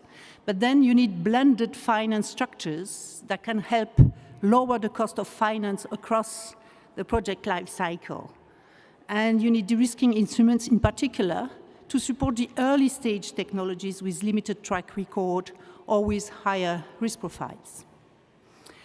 One very important element of unlocking financing is to have multi-stakeholder approaches to structure, to design, to implement, and to coordinate de-risking and financing facilities. And to make these facilities successful, what is also critical is to have policymakers providing a long-term vision and outline industrial plans through the development of national and sectoral decarbonization roadmaps.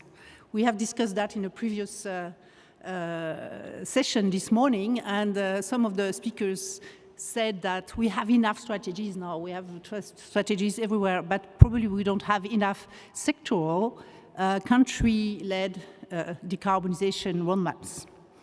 And last but not least, international organizations like the OECD, for example, have also a role to play to collect data from the real projects and consolidate the learnings, building evidence-based analysis to inform the policymakers and the financial institutions with these learnings. In addition, the OECD, together with the IEA, the International Energy Agency, we are hosting the interim secretariat of the newly established Climate Club, which will be formally launched at the COP next month, and which is a kind of a high ambition intergovernmental forum with a focus on industry decarbonization that does three things. First, that works on climate change mitigation policies, looking in particular at carbon intensity issues, methodologies and data, and carbon linkages issues, that work on industry decarbonization, different industries, and is building up a matchmaking platform that will gather the governments and the providers of capacity building, technical assistance, and the providers of financing to try to make the projects happen. We are working on this matchmaking platform with the UNIDO and the IEA, and we hope that by the end of next year, there will be action there, and we will really concretely help things happen.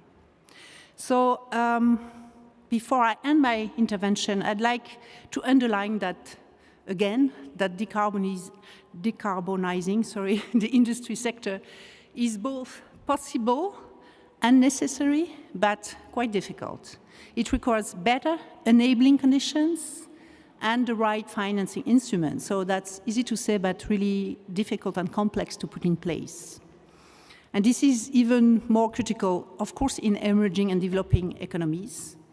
But there is an opportunity to play a leading role both in delivering ambitious climate action and economic development, but by leapfrogging really to cleaner production routes.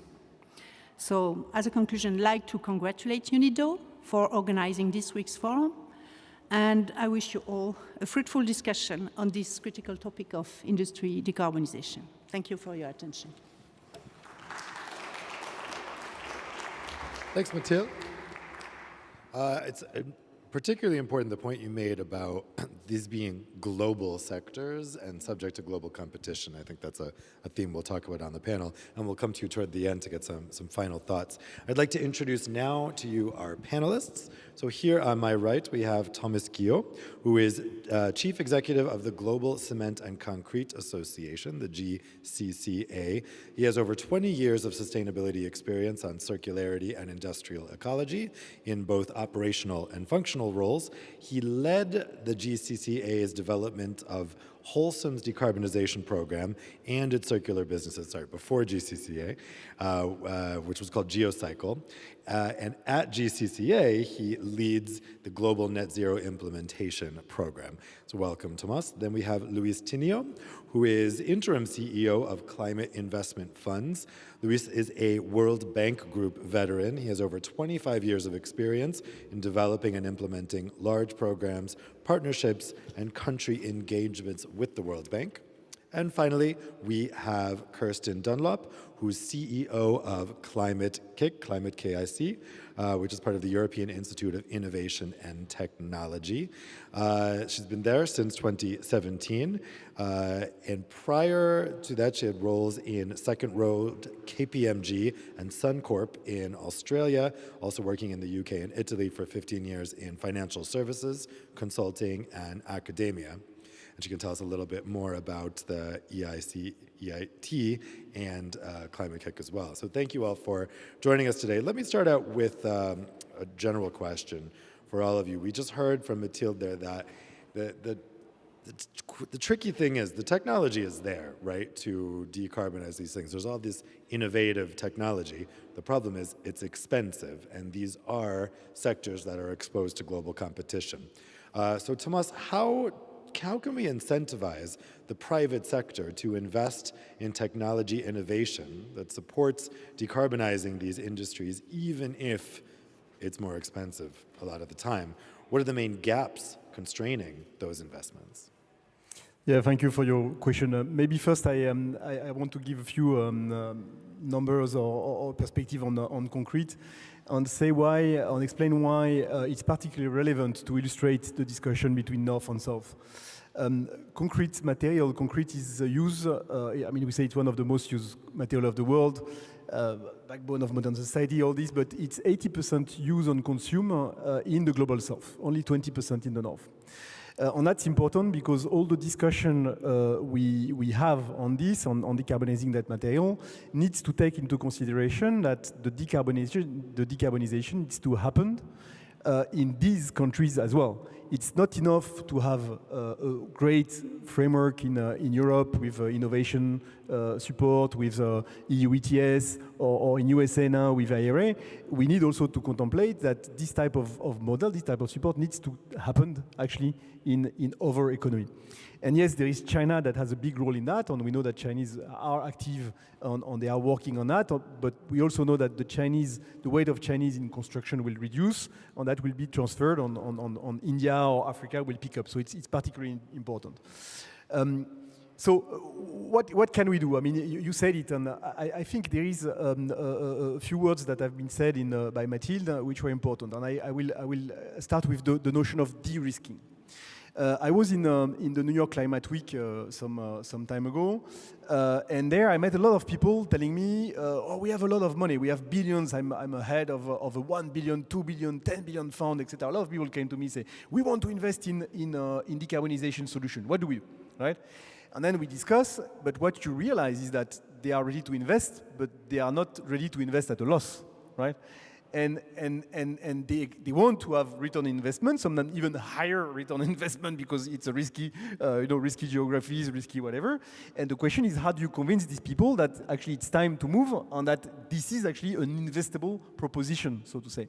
So what can we do there? And I think there is a really important role of the government changing the model. We have to change the business model, and we have to move from a carbonated product to a decarbonated product. How do we do that? By changing the rule of the game. Few notions. One, demand signals, procurement. The states in many parts of the world, they are guiding about 50 to 70% of the consumptions of building material product solutions in general, by rules, by regulation, by issuing permits, by defining the norms, the standard, by making themselves personal order when they build infrastructure, etc. So having a vision on, look, we will favor in this procurement discussion not only the economical part of the discussion, but also the ecological part of the discussion, having in place a model that first explains what is a green, what is a low carbon concrete, because that's also a problem. Everybody calls low carbon concrete something. So, and later on favor and say, well, when the technology is available, we will go only for near zero technology. That's already a very strong signal to investors to say, well, there will be a market for this product. The work that we have been doing, and I'm saying that with even more pleasure because we are in a UNIDO event, but the work we did with IDDI is really instrumental in actually shaping and giving a rule, a grid, a reading map for this type of discussion. I want to give another few things on, again, going beyond the procurement, but also in shaping the regulation itself. I mean, we have different technologies to decarbonize concrete. One of them is the circularity, right? Circularity works even in developing countries. It's not necessarily about recycling business, recycling building here, but it's using waste as a source of material, as a source of energy to produce the material. In Austria, almost 100% of the, close to 100% of the energy need to do concrete, to do cement, is actually coming from the waste, thanks to a very strong regulatory framework, right? You cannot build a circular economy model if you do not have at one moment somebody that says, a government that says, well, stop, we will not anymore landfill plastic or energetic material, this is banned, and we will enforce that regulation. If you don't have that, things do not happen. It will always be cheaper to open a pit, put the dirt, or I have some other words coming to my brain, I should not say, in the hole, cover it, that's the cheapest solution, right? But if you want to do something with it on favor of circular, you need to have a network. This is valid for carbon as well. We need to give carbon a price. And that's really a discussion that needs to take place, and there are some very interesting panel or format of discussion. In particular, the Canadians have launched, together with the World Bank, what they call the Carbon Pricing Challenge, where they actually convene countries to participate and to discuss how do you put in place a framework that gives carbon a price.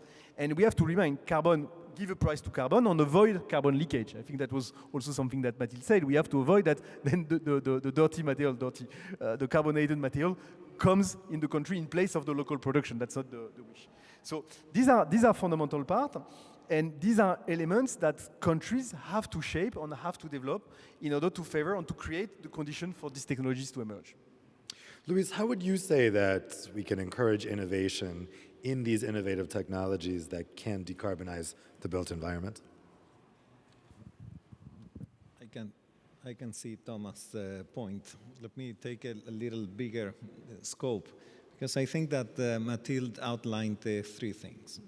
And I feel like the CIF, the Climate Investment Funds, provide, or fill an important role here. The first thing is that Thomas is outlining situations in markets that in developing countries do not exist. So you need to create the market first. So you need to put together the enabling environment, and that is the package of investment plans and long-term strategies, etc. Second, you need to put the incentives for lowering barriers for accessing finance to unlock essentially the private sector. It's in the private sector where you find the clues to solve many of these issues of industry decarbonization, but I would add the connection of the growing cities. If you put all this discussion into one context, I would say that is in the 15 fastest growing cities in the world. Almost all of them are in the developing world, where markets, again, do not exist. Access to finance is very expensive. Institutions are still figuring out, how to put together the sequence of policies, investments, etc. The CIF plays an important role there, because the CIF brings concessional finance precisely to take, to buy down, not only the cost of financing, but also by us absorbing the risks of creating those markets or de-risking those markets. For that, the model works with, the incentives of putting together the multilateral development banks at work. If you see what we have done, and the CIF has been in business for 15 years, essentially our track record is super strong in over 70 countries, most likely in clean energy technologies and energy efficiency. Now we are volunteering to go beyond this. And of course, industry and cities is the next frontier for an outfit like the CIF. If you think about the issue in developing countries, you cannot ask developing countries to go in the path of, say, low net zero and low carbon development and all that at significant debt rates. So you need to bring that into control, and for that, concessional, is a key. The CIF brings those at a ratio of, say, $1 that the CIF puts in concessional finance.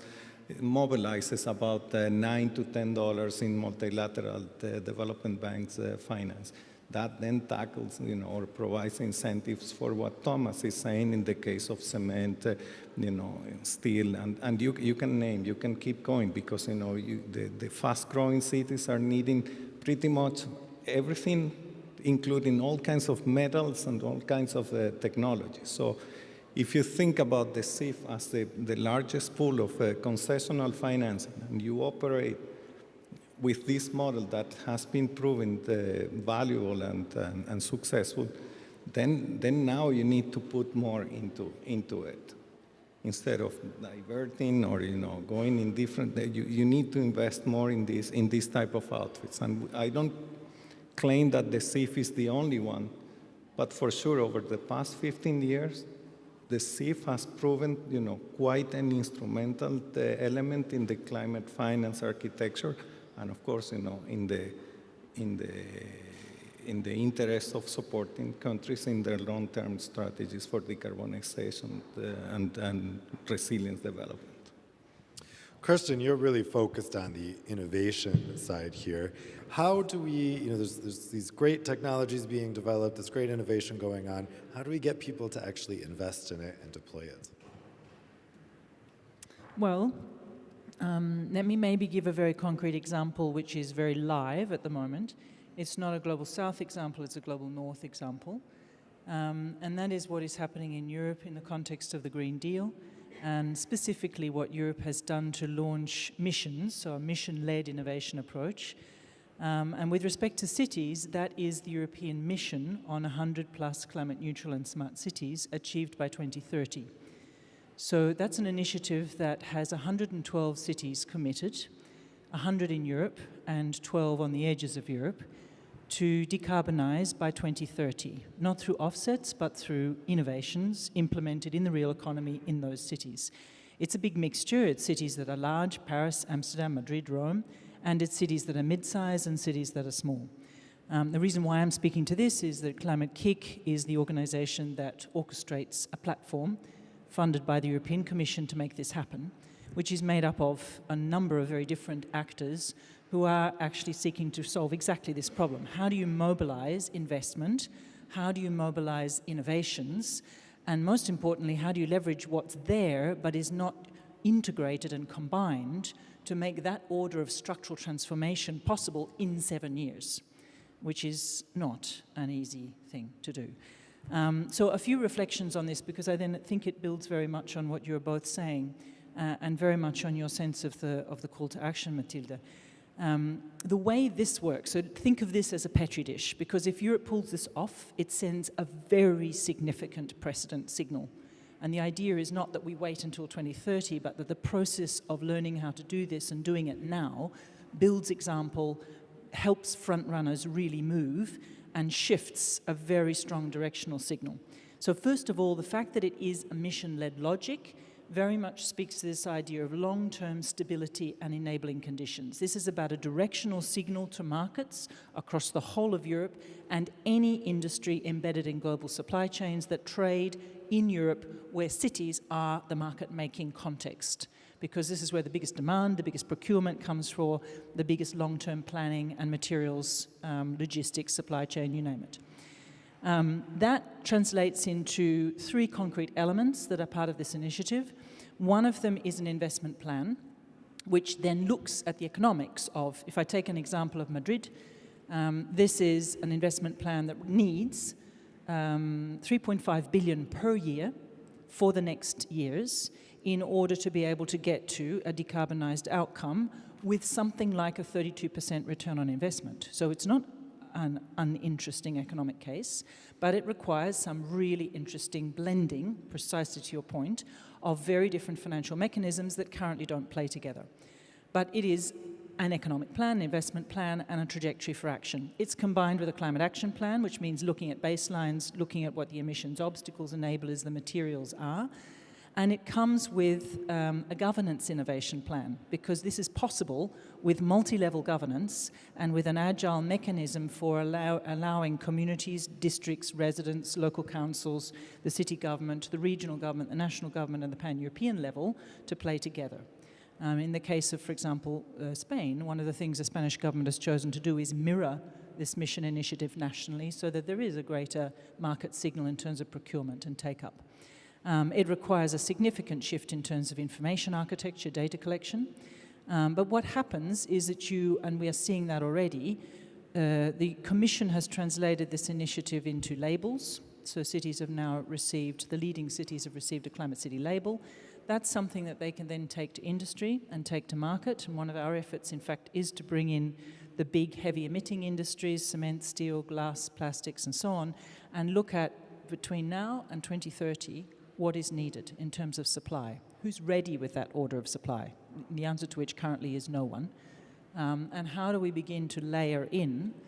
I think to come to your question on how do you get people to invest, some of it is about the very steady directional signal. Some of it is about beginning to bring in counterfactual risk. We are only just beginning to see the signals of value destruction coming, but it's coming. Anybody invested in the internal combustion engine or any part of its supply chain in Europe is currently overpriced, because we haven't actually priced in the implications of a legislation that says that's out of the market. You start adding in this degree of change, of decarbonization in construction, building materials, logistics, transport, energy infrastructure, energy integration into that much. It's 12% of Europe's population. Any business touching those value chains needs to rethink its pricing. So then there's a different conversation about, so how would you get into not the value destruction that might be coming down the pipe faster than you think, but the beginnings of market creation. Early stage procurement, structuring, early stage permitting, thinking about securitization of future value of land where properties are being decarbonized, thinking about how to release and look at differential lending and pricing rates for businesses, councils, communities that are investing early and changing their regulation and planning laws, thinking about insurance mechanisms that start to reserve for prevention and start to reserve early or incentivize adoption, changed materials, and thinking about how we combine long-term patient capital, for example, that has the capacity to invest in municipal infrastructure on electrification of transport, because it can take infrastructure and assets, and combine that then with project finance and mezzanine structures for the preparation of many elements. But you need something stable, strong, and at scale to create that kind of market pull-through. And that's really what this is about. It's a market-building exercise to speed up innovation from being small-scale startups to large-scale deployments, district by district. And that, I think, certainly gives me a lot of hope for hanging in there, because it starts to make this very, very real and very practical. It's really about a change in mindset, too. Thomas, let's zero in on the Global South. What do you see as being most needed by the cement industry in the Global South to implement deep decarbonization technology? What are some of the innovation opportunities, and then what are the challenges? Yeah, I mean, innovation goes beyond Global South. So, I mean, if I talk about innovation, I really take it in the sector. Maybe I take the point of innovation first, and then we talk about the Global South on what can we do to unlock this discussion there. On innovation, I think that this works pretty well. I mean, we are probably acting in the first steps of the innovation in our industry. And I like to say that because our industry does not particularly have an image of super innovative industry, right? I mean, it's a little bit gray, it's a little bit old school. But we have put in place in the GCCA two, I think, really great innovation platform, global innovation platform. The first one is called the GCC RN Research Network. And that's a partnership basically with 45 of the most eminent universities talking about building materials science over the world. I mean, from South Africa to US to Asia, China, etc. And with that, we have a cooperation between industrials and academics on making basic research to actually really advance the decarbonization discussion.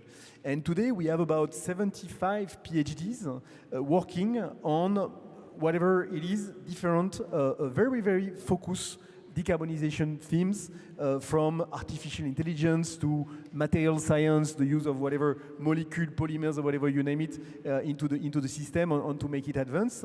And it's piloted between academics on business. So these are really a view of how will we then implement this quickly into the system. Very interesting. The second one is what we call Open Challenge, and there it's basically a startup accelerator. So what we do every year, we launch a challenge. Last year it was about new molecule, new materials to contribute to a net zero concrete. And we have actually received more than 100 startups working on the themes, and we have selected 15 of them to actually meet the industry and see whether we could actually try to prove the technologies. So it's really about getting the technologies that is developed by the startup further.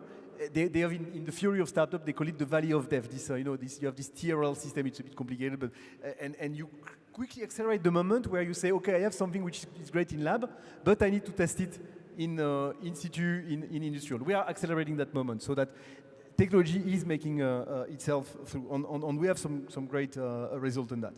So that's for innovation, and that's how we build. And then these technologies can then be moved upscale or further with your model being pushed through the public. Now, on global south, and I think this is a very important theme. I mean, we have, and I borrowed the concept that was again I heard it for the first time in UNIDO, what is called here the chain reaction. And I like it because it's very much about, it's very basic, it's very simple. First thing is, do your homework.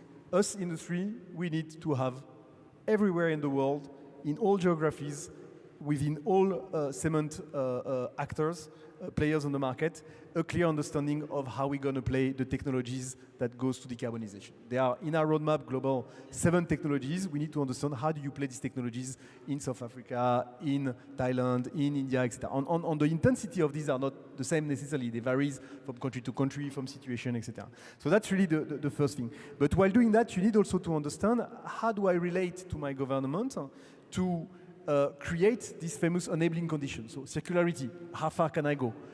Are they ready to follow on a waste legislation, yes or no? What can I do to develop the carbon management when we talk about carbon capture, use and store? On product, I have an issue with standard. Can my government help me to accelerate the transformation of the standard so that the low carbon product can find their place on the market? So that's really important, and that's the second stage. It's really the famous enabling conditions. In the meantime, you also work in parallel to say, okay, projects. What do I do? And for me, there is 2 nature of projects. The first one is about the strategizing type of project. So again, carbon management. How shall I develop my pipeline of infrastructure? Where will I store? What is the big themes of scheme that will enable these technologies to actually find its way and to develop in a smart way on a given geography? And of course, the second part of the project are asset development, right? And this also needs to find its way, and that's the first step. The third step of the chain reaction is working with multilateral development, working with organizations like the one you name or with the CIF to say, okay, let's prove that these things being a little bit new, let's prove how this works, and let's demonstrate that you have actually an investable proposition through that model. And multilateral bank, CIF, will help us. I mean, you said 1 to 10 in terms of leverage of money to actually put these things forward and to demonstrate that the first mover advantage have indeed an advantage and have reached something, including in Global South, including in India. We are working in very concrete cases in India on carbon capture to say, okay, how do we finance that? How do we pay for it, right? And then when you have seen that, then you can actually go to these guys in New York that tells me I have $1 billion to invest in Global South in decarbonization, and show them and say, guys, look, that's the way. And the smart one will go first, and that's how the chain will deploy, and that's how we will go, and we'll get to the actually global rollout on this acceleration that we see after 2030 on all these technologies. So, who's taking? Sticking with the Global South, how does CIF support countries in the Global South in industrial decarbonization? And what's the importance of concessional financing in unlocking investments and capital for industrial decarbonization? I think that we are speaking kind of like in a quite consistent sequencing. The CIF target is developing countries, right? And that's where we think that the business opportunities for technology developers, and introducing new technologies will happen in the future. This morning in the opening, when the moderator was foreseeing the 2050, of course, this is what we are talking about. In 2050, you will see the Sao Paulos, you will see the Mexico cities, you will see the Jakartas, you will see, these cities driving a lot of development. Now, what's the issue that you face in the South? That they have bigger trade-offs. One is energy access, for example, against, servicing the needs of industry for growth. What I was saying about cities. So that is probably a trade-off that the city of Madrid is not facing. So you need to tackle both. And both require concessional financing. Because at the end of the day, whether you are talking about energy access through clean technology or else, say, advancing technologies for decarbonizing cement and other industries of the like. No matter what you look at, you still are seeing, the treasury of these countries unable to provide the financing that is required. The CIF is proposing two programs, the Industry Decarbonization Program and the Smart Cities Program. The two go hand in hand.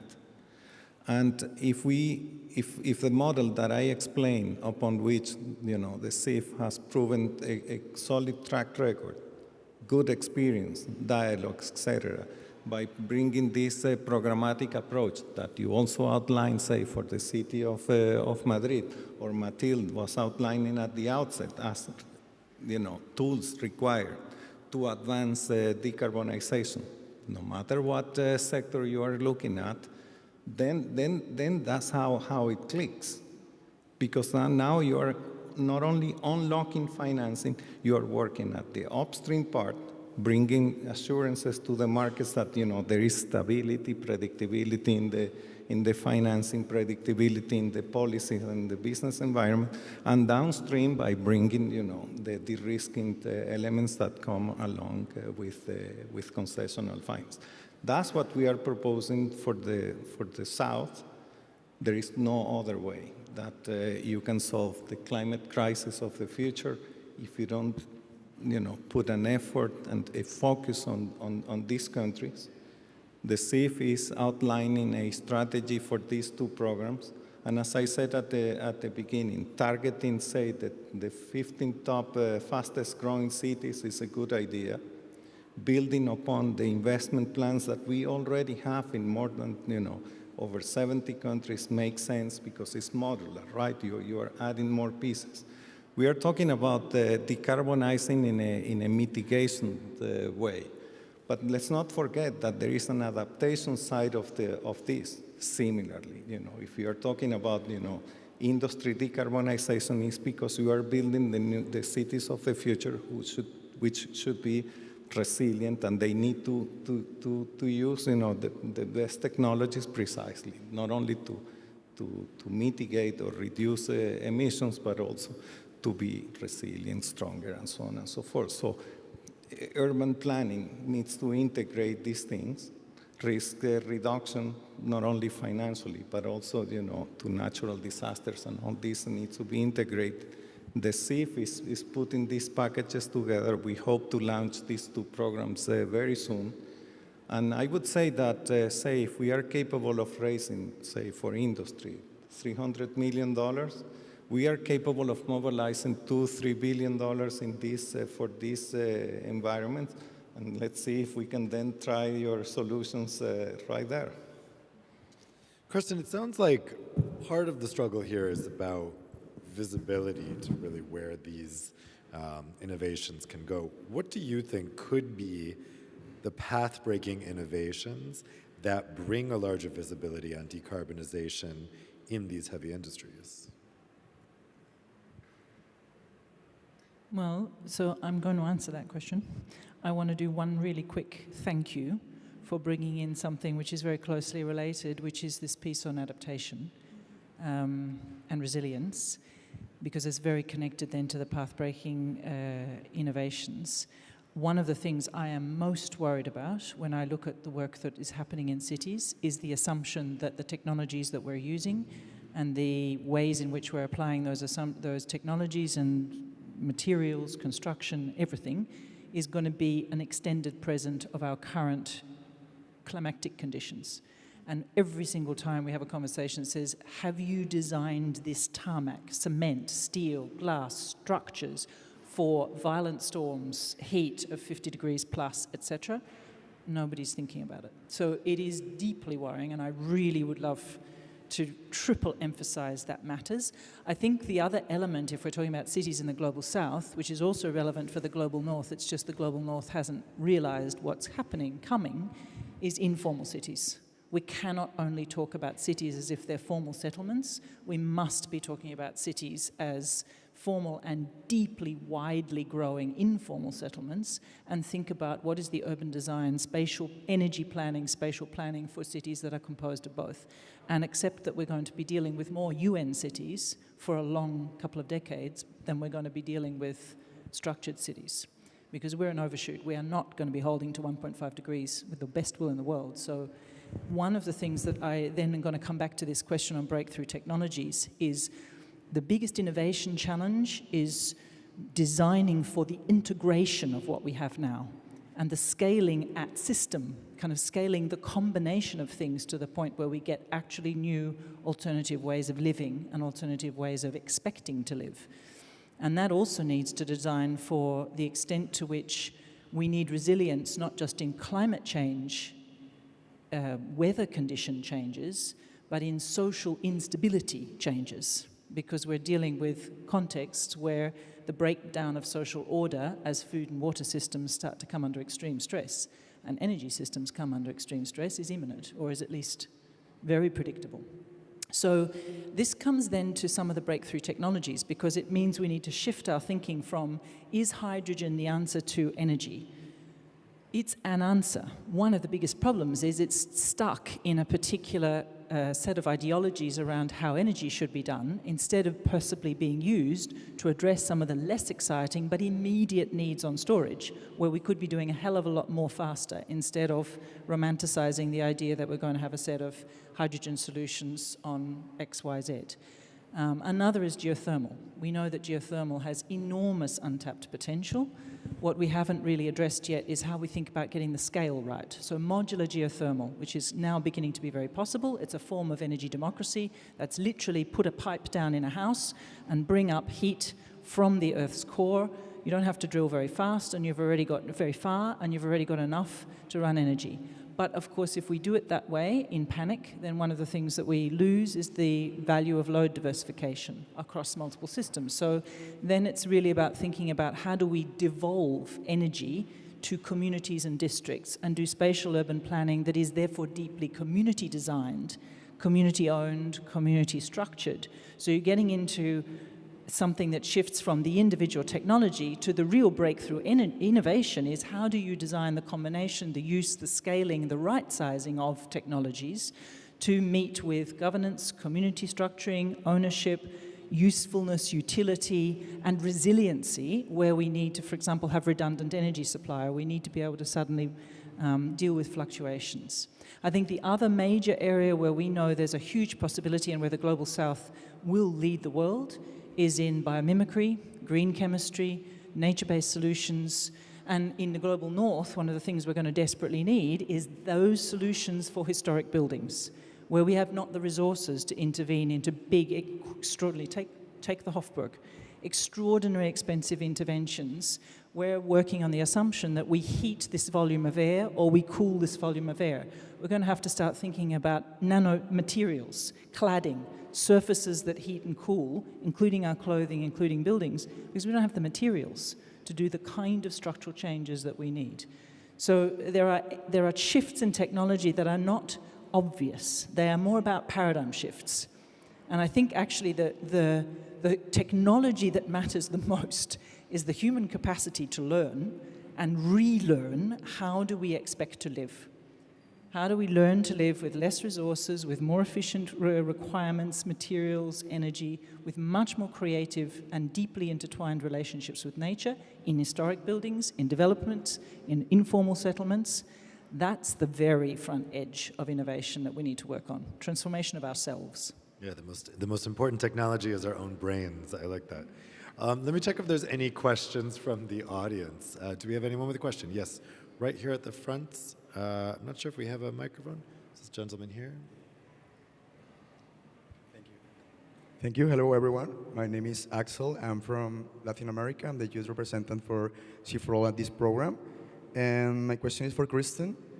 I know you was participating at the Innovation Lab Summit in Colombia this year. So this guides me to the next question. What strategies or initiative is Climate Kick implementing to engage with and support Latin American markets in their efforts to address climate change? And how do you see these efforts contributing to the global fight against climate change? Do you think youth is playing an important role on this? Can you ask me that? Do I think what plays an important role? What? Do I think what plays an important role? Your last question. Can I repeat? What strategies or initiative is Climate Kick implementing to engage with? Thank you. Yes, I was in Colombia in May, and absolutely fascinating. Actually, one of the things that I really, really noticed and felt is that in Colombia, in every sentence discussing climate action, peace action is in the same sentence. And one of the things that really struck me is the capacity and the willingness to acknowledge, for good reasons, the relationship between social stability and justice and well-being and our actions in climate and climate transformation. Super important. So to your question in Latin America, Climate Kick is an organization that was created in Europe by the European Commission. It's an independent structure.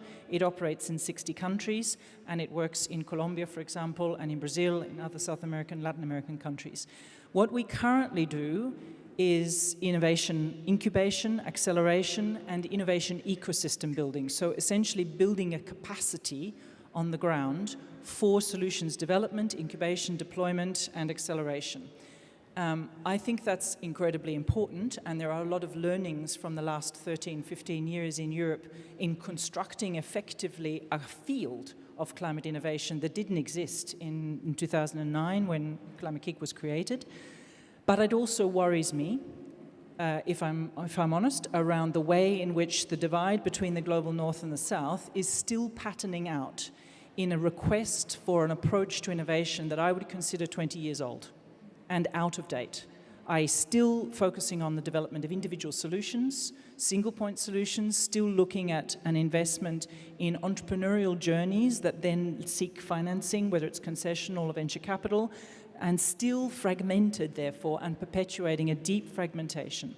So I think the next challenge for us, in fact, we are just publishing a strategy now for what we do for the next 7 years, is to start really lifting up and pushing hard for deeply interrelated industry, SME, individual entrepreneurs, government policy, institutional finance, to be working actively in partnership so that we build the sustainable markets of the future. Because we are absolutely going to totally depend on the biodiversity richness, on the reserves of nature, natural preserves, wisdom, materials, understanding, resources, oxygen, carbon dioxide absorption, and the social wisdom that comes with it. So I think there's a next generation of learning about building a field of climate action which is deeply focused on poverty, inequality, justice, integrated industrial development that is sustainable, circular, regenerative, and is making the best possible use of nature-based solutions. And that, for us, is the next frontier. I consider to be the biggest challenge is how to rise above the horribly polarized divisions and discussions between global north, global south, how to do more to support south to south, how to do much more to lean into genuinely collaborative partnerships, not relationships that are still fundamentally about extractive economies shifting their shit to the global south. Well, before we wrap up, I want to get some final thoughts from Mathilde. Based on what we've heard here in this discussion, what would you say you've heard that seems like the most important things we should be focusing on right now, 2023, lead up to the COP28, as we're hearing from representatives from the industry, from finance? What stuck out to you? I think I was very struck by the idea of, okay, we need to build a sense of stability and direction. It's not only stability, because we need definitely instability somewhere, you know, a sense of direction, at least for the OECD and for intergovernmental organization. We need to build up this enabling environment. So it's not new, it's not a scoop, but it's quite fundamental. And of course, one of the sticky points is how to accelerate financing solutions, and it's all in blended finance, so how to mobilize private sector, unlock private finance there. And we are working a lot on that at the OECD, by the way. And this idea of, as I said, ecosystem innovation. So I think this is super interesting to me, what you said, and to have embedded into these solutions all the aspects, the social aspects, and the social innovation that goes with that. Because it's not only technology, we tend to focus on technology, but it's the whole ecosystem innovation that needs to happen that is quite important. And one other point that you mentioned is like we need to use, and probably we don't do it enough, to use the fact that the counterfactual, I mean, if we don't do it, what will happen, and what is already happening. And, you know, I come from Britain in France. This night we had a big storm, 180 kilometers of winds, which is super rare. We didn't have that for the last 20 years. So, I mean, this is happening already. And we need to use this argument much more, I think, to unlock, you know, the investment. It's kind of an obvious proposition to invest in that. So that would be the main points I would get from the discussion. Thanks. I mean, it's a super interesting topic because it's what's all around us, even, Kirsten, as you were mentioning, the Hofburg Palace. I mean, this is still part of the built environment and the things that are driving emissions, whether it be the old buildings, new buildings. There's all kinds of different solutions that need to be found and all different types of solutions that are being developed. We've heard about a lot of them here today. So I want to thank the panelists for some really interesting interventions. How about a round of applause for them?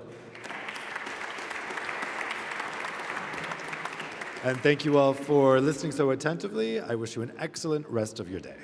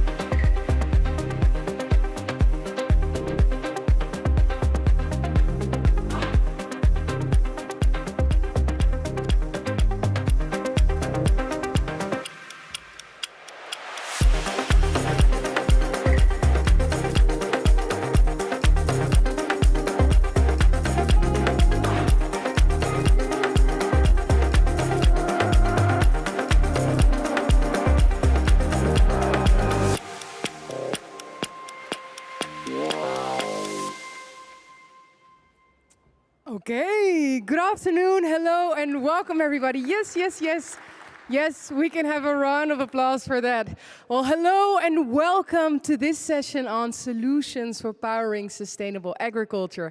I'm so delighted to see you. Thank you so much for being here today. I always think that the presence of you underlines the importance of this topic. Now, my name is Haja Yacoubi. I'm a former United Nations youth delegate for the Netherlands, co-founder of a network called 2100. But above all, I'm very delighted to be your moderator for today. Now, as I already said, I think your presence underlines the importance of this issue, right? I don't think I need to tell you, but I will nonetheless. When we look at the urgency of bringing the energy and food world closer together, it is an undeniable fact that we need more action, right? We see how much so many of our agri and food systems still rely on fossil fuels and how fast we need to transition to a system in which we're bringing renewable energy to that and adding to the food security and livelihoods of people in that respect as well. So in this session, we will be focusing on questions like how can we accelerate the comes of renewables into this agri-food world? How can we bring about solutions? How do we scale them up? Lots of things that we'll be speaking about. Now, when you're talking about interesting things, it very often occurs that you have your own ideas about it. So to everyone here in the room, but also to all those of you watching online, if at any point there is something that is being said that really resonates with you, or if you have a burning question that you really want to ask, submit them in the live chat if you're watching online. And if you're here in the room, just raise your hand and then one of our lovely people from the organization will rush to you with a microphone. Isn't that lovely? Well, with that being said, I think that one of the most important things before you start a good discussion is also to have a good basis for it.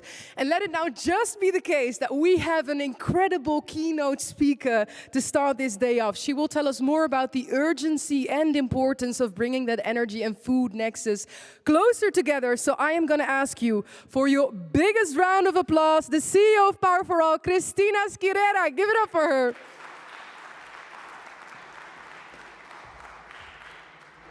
That was very energetic. You're definitely in the right place. Thank you, everybody, for joining us today. I just want to take a minute and acknowledge, in fact, a man who is my boss on the board of Power for All, Kande Yumkela, who you'll be hearing from in a few minutes. This event, yes, we owe him so much. But this event was actually his brainchild many, many years ago. So it's been amazing to see this transformation in terms of size and scope. Also, I think we owe that a lot to Kande's background, which includes expertise and a PhD, in fact, in an agriculture specialty, which we'll hear more about that in just a few minutes. But first about Power for All, just so you know who's up here today. So Power for All is a global campaign that's focused on accelerating the end of energy poverty. And because most energy poverty is in semi-rural, semi-urban areas, we in fact focus on accelerating adoption of decentralized renewable energy. So that's rooftops, that's rooftop solar, that's mini grids. And in fact, that is increasingly a group of technologies that are known as productive use technologies, or really renewables-based technologies for agriculture. So now that you understand that our real focus is about making sure as many people have access to the quality of life and opportunity that comes with reliable, affordable, and clean energy, let me talk to you a little bit about our focus on powering agriculture. So I think most of us know and have heard a lot already today about the twin challenges of food security, or SDG 2, and modern energy solutions, SDG 7, getting out there to as many people as possible, but yet they remain some of the most intractable problems facing us today. The climate crisis that we're seeing at this nexus of energy and agriculture is due to a pretty complex system that over the years has really developed its value additions in the global north and leaving a lot of the global south out. And what I want to just preface all of my remarks about is the particular numbers that we need to be paying attention to today, which is that by mid-century, there will be 10 billion people on this planet. And at that same time, we're expecting to see a 60% demand increase for food And 50% of that global population explosion is going to be on the continent of Africa. So you can see why we're going to spend a fair amount of time today talking about how we bring reliant situations to the continent itself. Because without significant change, the food system we have today will fail to both meet the food demands of the future and is not going to do anything to keep us below 1.5 degrees Celsius. So with that, just a few other numbers, and then I'll get into the particular point of view that Power for All represents. But it's today's $8 trillion international agribusiness industry that includes production all the way to disposal that's a core driver of climate change. And it's really only been this year where we start hearing people recognize that. So on top of the fact that 80% of the ag system is powered by fossil fuels, it also accounts for 1/3 of total GHG emissions. So climate change can't be contained by lines. We all know that, right? Even though there's still some stalwarts who want to try to prove us otherwise. But it's not boundaries on a map. Vulnerability grows in one region, and our entire food system is made more fragile. The modern system is both a cause and effect of climate change, as displayed here. And it's the extensive supply chains, the dependency on fossil fuels, and the inequitable access to the means of improving production that are at the core of the problem. But if we look a little bit closer and we try to understand why it's so important that we center on Africa and we center on supporting the global South in an energy transition for agriculture, it's charts like these that really help drive the point home. The 10 most climate vulnerable and least resilient countries are in Africa. And that's where millions rely on agriculture for jobs, but also lack access to that clean energy that we were talking about to actually power a more resilient and profitable food future. So among these regions, Africa, as Power for All sees it, really is ground zero. There's vast arable lands, booming populations, but yet still the lowest rates of energy access anywhere in the world. And so at the same time, what if we started thinking about Africa as not just a climate problem, an entity that is going to suffer the most, but what if it could benefit the most as well and play a central role to a food system transformation? So as mentioned, the continent is home to a lot of natural resources, but it's the inequities that have been ingrained in this international food system that have led to agricultural dependence, limits to access to energy, inequitable access to tools, and also finance for farmers and co-ops to adopt some of these new technologies that lead to the problem that we have where the global north is doing value addition and leaving so much of Africa behind.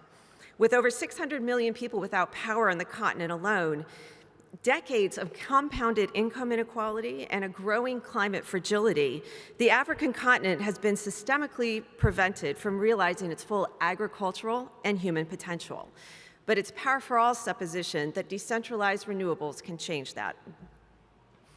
So agriculture, as I mentioned, is both the main economic activity across the continent and also a great source for jobs. Smallholder farmers, though, nobody has really started to realize until the last few years on a global stage how critical they can be to a really powerful transition in agriculture. So smallholders are responsible for almost 1/3 of the total food production, and the farms and cooperatives have the ability to sell locally. That can help reduce imports, which are responsible for a great number of the impacts of climate and a major source of both emissions and institutionalized dependence. So given the critical role in achieving food self-sufficiency and mitigating emissions, a wholesale effort to bring decentralized renewable technologies to smallholder farmers on Africa is really the charge so much of us need to answer. So just to put a slightly finer point on it, Power for All's analysis, just released in September, reveals that placing DRE at the forefront of mechanization for agriculture can yield a 10% reduction in the continent's GHGs while driving economic gains in the billions. That's right, you heard that, the billions. And so when we did this analysis, which you can find on our website in our recently shared call to action, The total economic impact encompasses both the additional revenues for farmers as well as overall potential savings on diesel. So please go to powerforall.org and download this report to learn more about the data and assumptions that go into this analysis. But in addition to these fundamental issues and the need to accelerate adoption of these technologies is another piece of information that I think is critical for all of us to know. We took a deep look at the agricultural transformation plans of all the countries in Africa. And great, most of them had them, 96%. But in fact, what we found in these plans is that there's only half of them that mention the importance of energy access, and almost a quarter that mention decentralized renewables.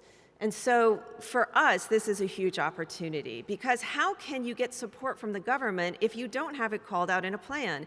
How can governments get support and funding for a new technology or a transformation in a system if it isn't written and part of a national agenda? So with that, we've got a few suggestions for an energy transition for agriculture. Despite SDG 2 and SDG 7's intertwinement, the benefit of the transition has really largely been overlooked until these last few years. And so because the modern food system is responsible for so much of climate change, we also think that it can be a great solution. And the part that we want to focus on is the role of fuels and power in this system. So if we decarbonize the entire value chain, which includes the energy used to power it, we can see some pretty transformational progress. So with governments, we would ask governments to really reward integration between the ag and energy parts of the government, and oftentimes needing to bring in water or climate change offices. But it's only through reducing those silos and creating integrated policies, like in the agricultural transformation plans, that we'll see an effective change. So we do want to see an emphasis on including an awareness raising of decentralized renewables, such as solar-powered cold storage or solar-powered water pumps, within the country's firmament. So that includes policies, but that also includes incentive structures, not unlike what we see in India, which has been so successful with its Kusum scheme. Then again, for investors, and I know there's a few in the room, in fact, one who will be up here on the panel later, we do want to encourage that there is an alignment of climate money and climate action. One of the problems that exists today is that out of all the climate money that's available, less than 4% goes to agriculture. But yet it's the source of a third of GHG emissions, so what are we doing? We really need a transformation along the entire capital stack, whether that's concessional finance, like grants, or whether it's investments expecting a return. And then finally, MFIs as well. We really need to use some of that capital to de-risk the role of DRE and get more MFIs on board, because that's how most smallholders are able to access support and investment in these technologies. Next for farmers, and, next for farmers. Right. We work with several farmers in several countries. In particular, we have active Powering Ag programs in Ethiopia, Uganda, and India. And what we've seen is they don't need an explanation about what climate change is, because they experience it every day. What they need are solutions. And so for us, working directly with farmers and then leveraging that word of mouth and excitement goes a long way to beginning a market system transformation. And then finally, just a quick note about what the entire ecosystem can do. And by that, I mean the companies, the private sector actions, the CSOs, the trade associations, and even the people in the audience today. We need to include renewable energy in our understandings and definitions of regenerative agriculture and agroecology. We need, in fact, to promote more consumer awareness and support for quality standards. We don't want to poison a new market with poor quality knockoff products that end up poisoning the market after all. So just in closing, the call today, then, is a call for an energy transition for agriculture, which by its nature, which includes supporting smallholder farmers and further distributing energy resources, will result in a juster transition. The global north has to recognize the contributions that we've made and stop funding things that lead to deforestation, support reforestation, and in fact, encourage localized supply chains for food. And through that intention and through that collective action, we do believe that we can achieve power for all. Thank you.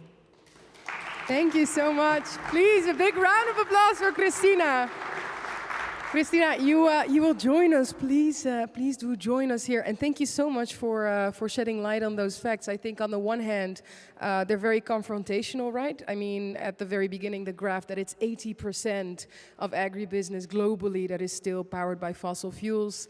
The agriculture transformation plans, 56% that doesn't include energy access. So I think you very neatly showcased what still needs to happen, where we stand. And then at the same time, when I hear you speak at the end, I'm like, there are the solutions. They're right here. They've just been presented. So how do we all collectively come together to put them into action?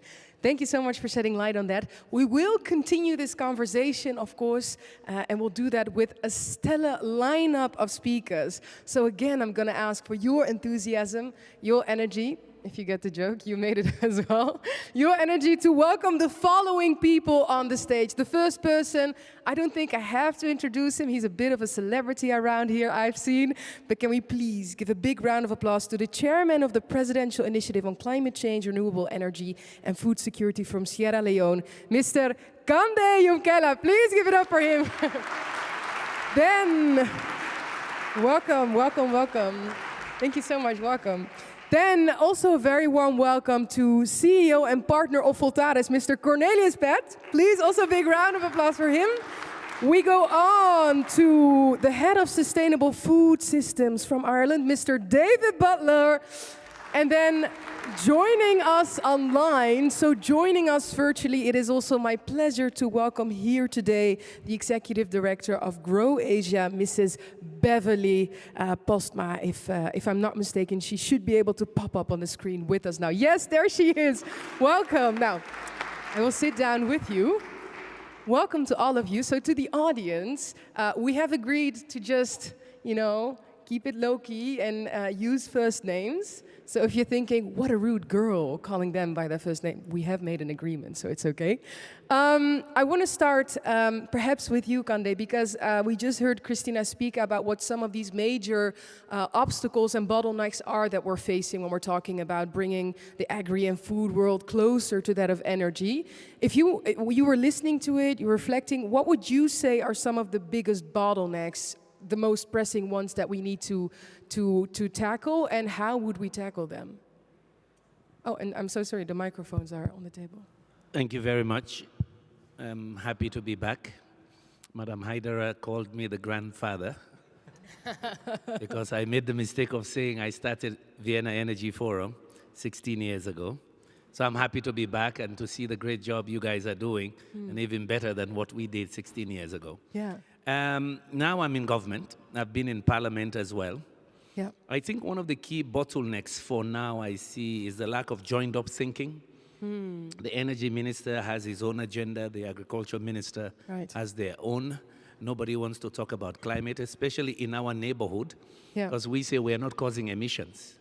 So the rest of us are saying we are not causing it, but we're paying for it. Right. So you need that joined-up thinking. You need the political will to drive coherent policy making. Yeah. That it is joined-up thinking, you need the policies to be coherent and mutually supportive. Right. Because in our case, sometimes you have the land laws saying one thing, and then the agro minister is also dealing something else with land use. So they are not interconnected.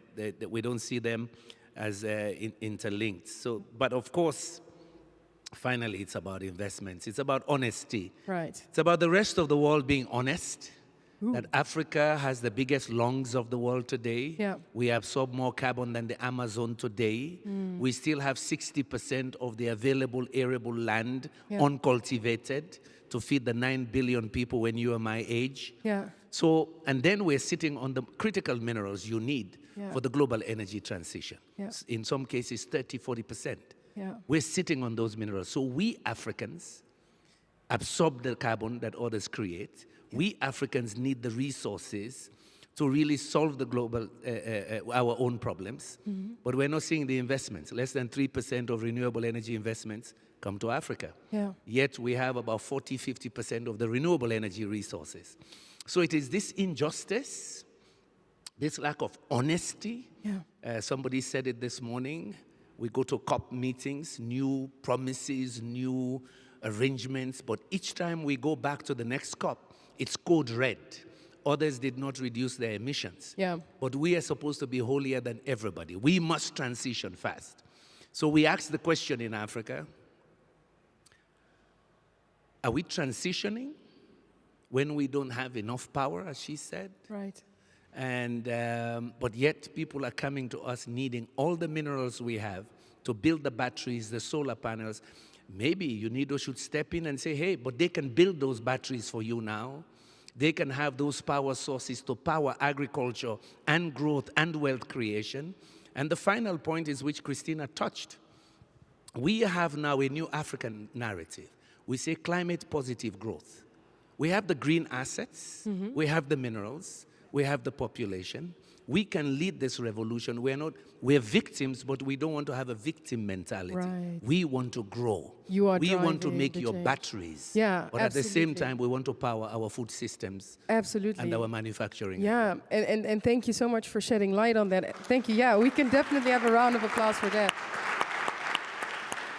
I also love how you called it honesty, because I think that's at the very center of it, right? It's about the nature of these dynamics and these power dynamics that we're trying to keep in place, whereas indeed it is, I mean, who can sit in that driver's sort of seat of change? It is the African continent with what they can do to really leverage this transition that we need to make.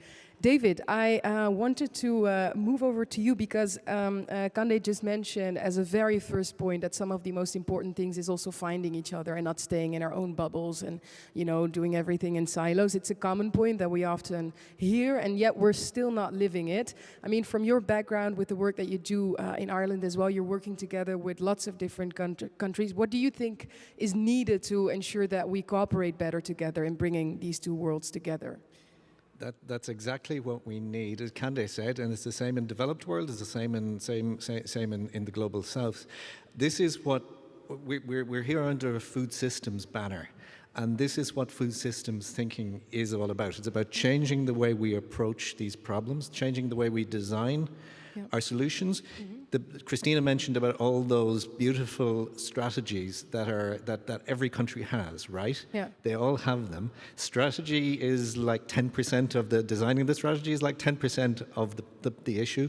Implementation is 90%. Wow. And throughout those processes in terms of design, implementation, review, understanding what's gone right and what's gone wrong, changing the way we're thinking, changing the way we're trying to break down these silos between, and you said it yourself, the power dynamics. So trading power is really the key issue. I see it. I come from also a government background. Yeah. So I was hoping you might talk to somebody else first. So two government people, but I see it ourselves, whereby our traditional domains in food and agriculture, we now have to trade. We now have to bring in Ministry of Environment, Ministry of Climate Change, Ministry of Health. And so people are going, oh, we used to have to talk to those guys, but we do, we're beginning to understand that we do now. And it's the same, it's at national level, it's at sub-national level, and this goes down to community level. Right. Where if we do that and we begin to do that, then we can create those interconnections, or we can leverage the power of the interconnections that are there internally in our own food system, but also between food and other sectors like energy. Right, and if I can just go a step back, when you mentioned trading power dynamics, can we make that very tangible? What are we talking about? What would that look like? I think it begins to look like processes where you're doing that design work or that implementation work together, maybe with people that you didn't traditionally bring into the room. Right. So you've got the private, the public, the researchers, the academics, the environmentalists, the people who are doing the monitoring and control, the people who are responsible for deciding what happens with public money, but you also need the private sector in there. Yeah. And they're in a process whereby you're trying to create a shared vision. Yeah. Right?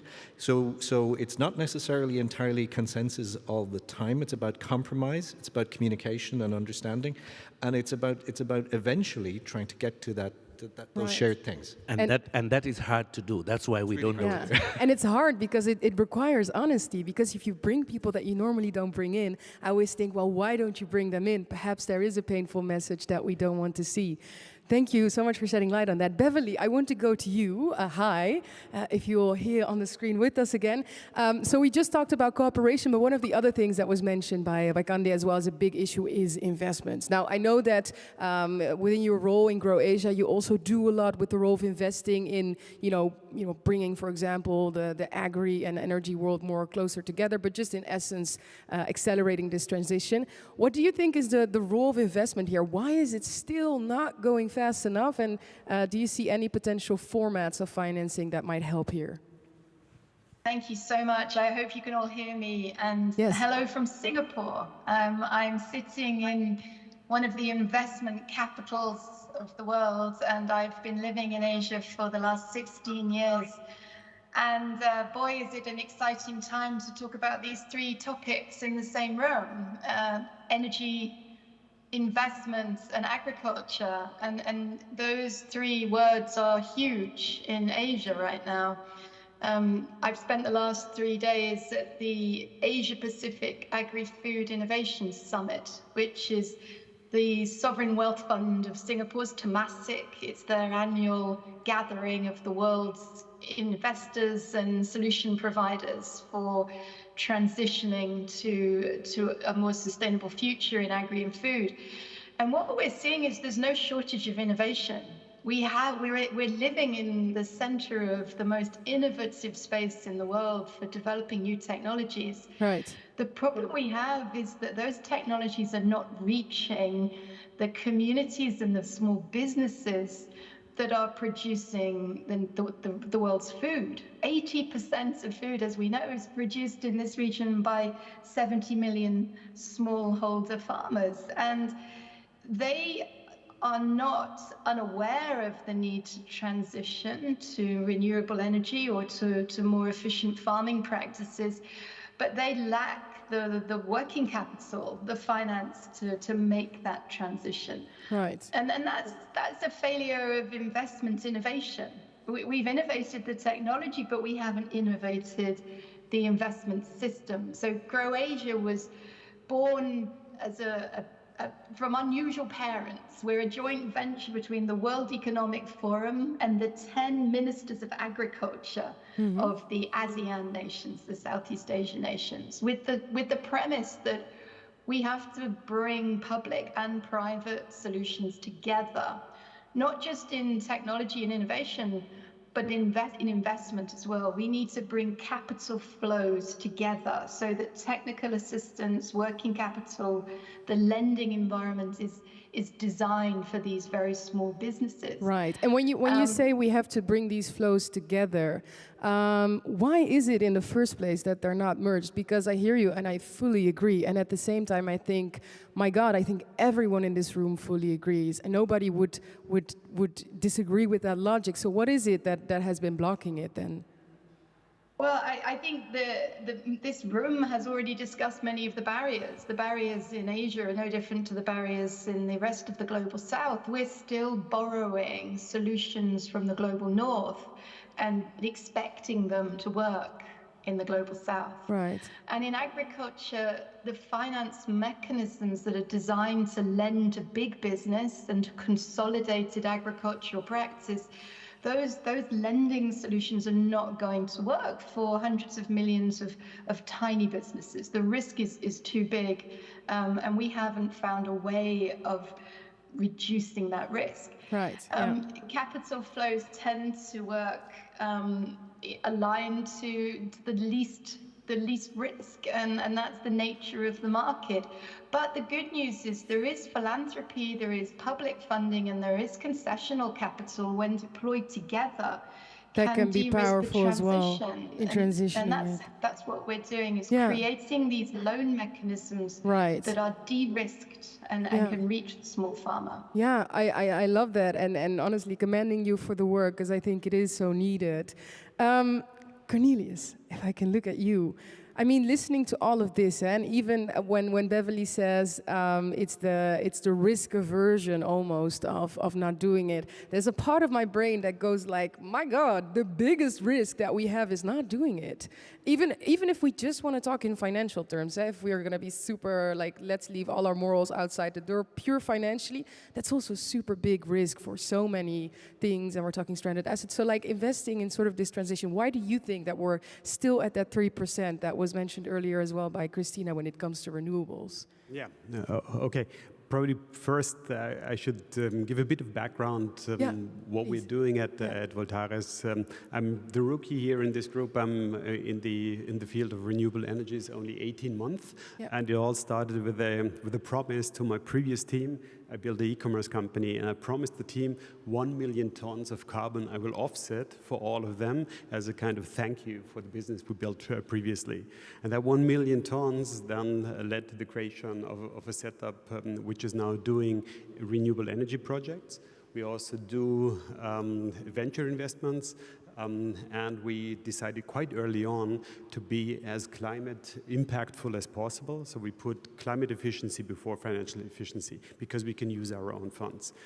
And practically, I felt a bit on the hot seat. I was doing the math in my head. I think we're now doing more than between 5 to 10% of the capital deployed so far is already deployed in Africa.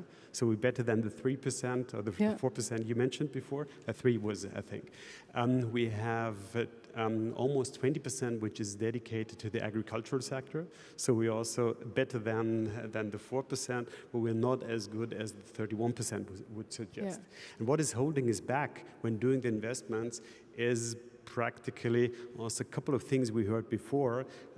We are, let's say, looking for investments which are not totally distributed. One of the problems you really have is that agriculture is a super,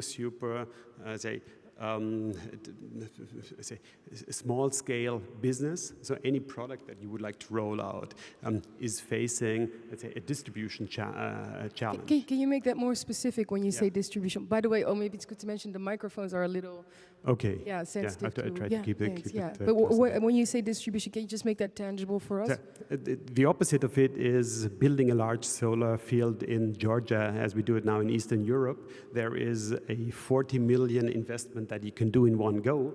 If you deploy solar-driven water pumps, you need literally thousands of these water pumps in all different kinds of locations to only come to a fraction of the sum of it. Right. So that's the problem we're facing. We're doing investments, but we have to do them in so many different locations at the same time. That's one of the reasons why Off-Grid Europe has now an arm which is Off-Grid Africa. This is one of the key, let's say, activities that we're financing from our Voltares side.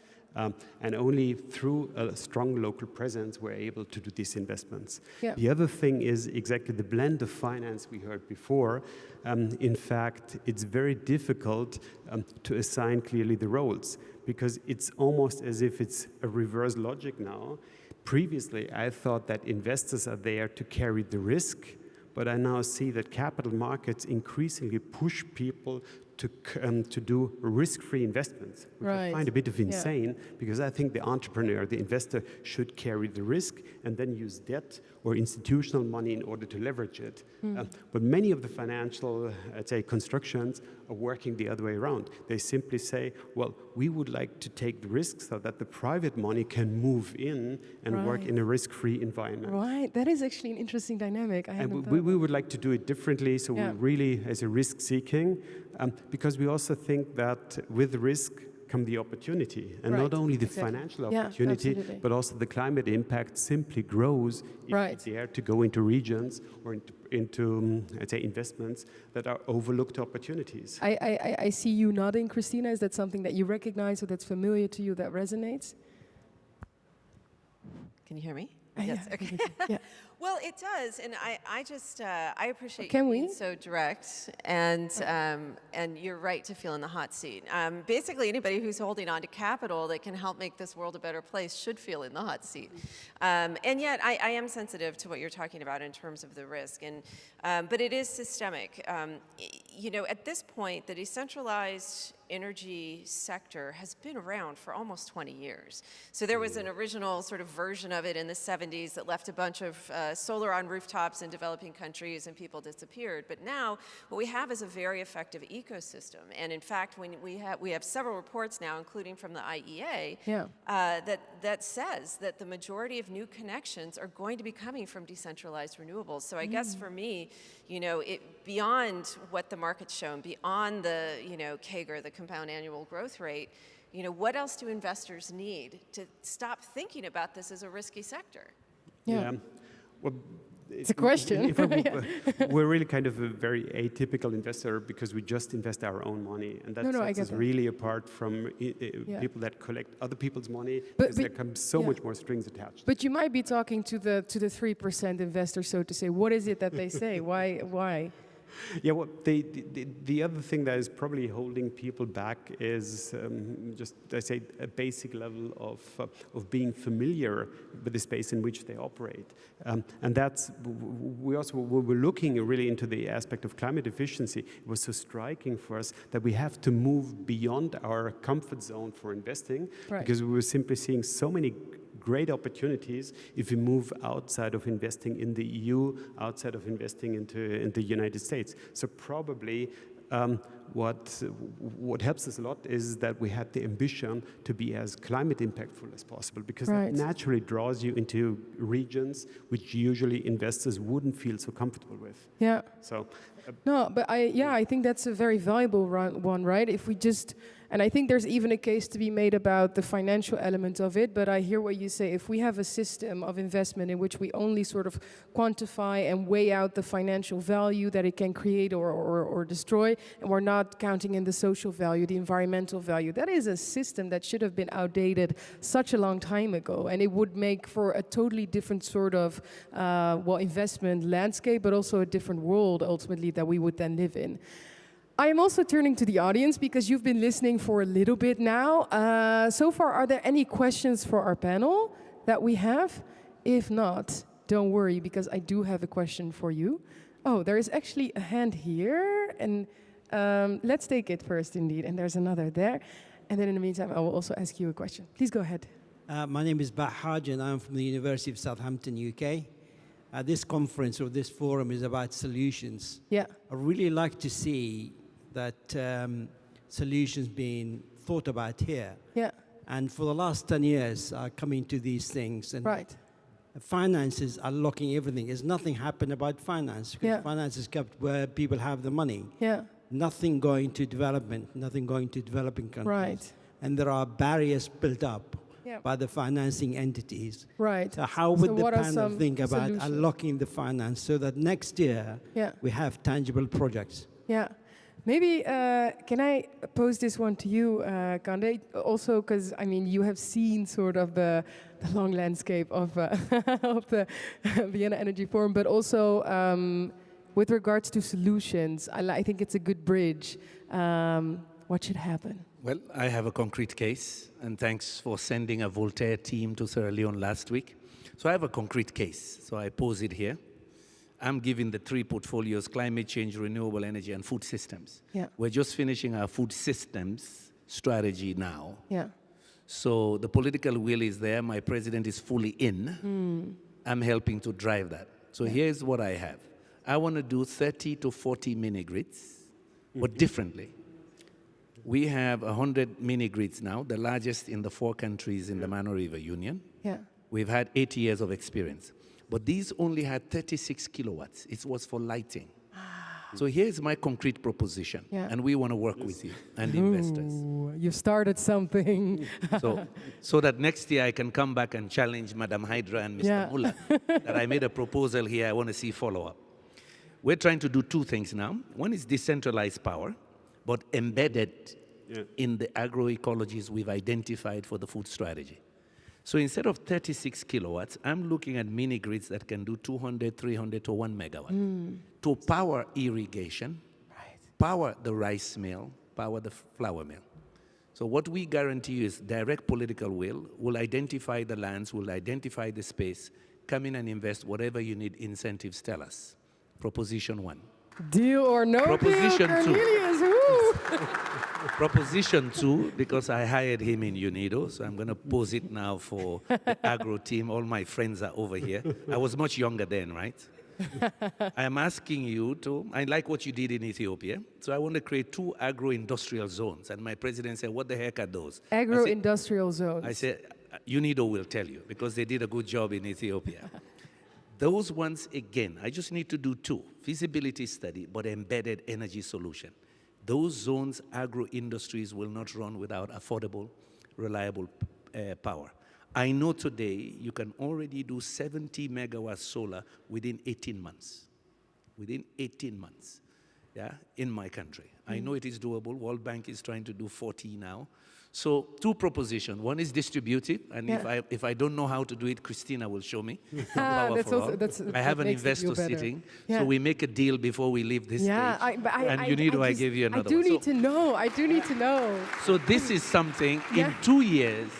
Wait, first, can I go to, because I would love to, I want to see if we have a deal, if something happened here. We should do it here in plain public. I'll with that. Oh, yes. Yeah, let's go to David in a bit. So we do have, as you were saying, the political will. I think we have the technical skill. Is that right? So, Christiane, you need to nod. Okay. So Christiane is the CEO of Off-Grid. So she knows whether we can really go up to the 400, 300, 400 kilowatt hours of storage and power.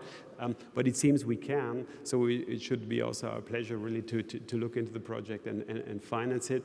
Of course, we need, on top of our equity, we need a bit of other people's money, but that should be easy to organize, given exactly your endorsement and your willingness to push forward. So really, next year, put me again on the hot seat, and let's see what we got something. Gentlemen, please, you should shake hands. We should, solidify it, please. Yes.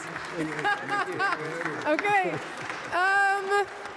David, can we get you in for some blended fun? I'm just kidding. I don't want to put you on the spot, but do you want to respond? Hearing all of that, I was going to say, are you going to contribute to blended financing? That's amazing. Yeah. I mean, it sounds like it's all there, but isn't this the point? This is part of the point.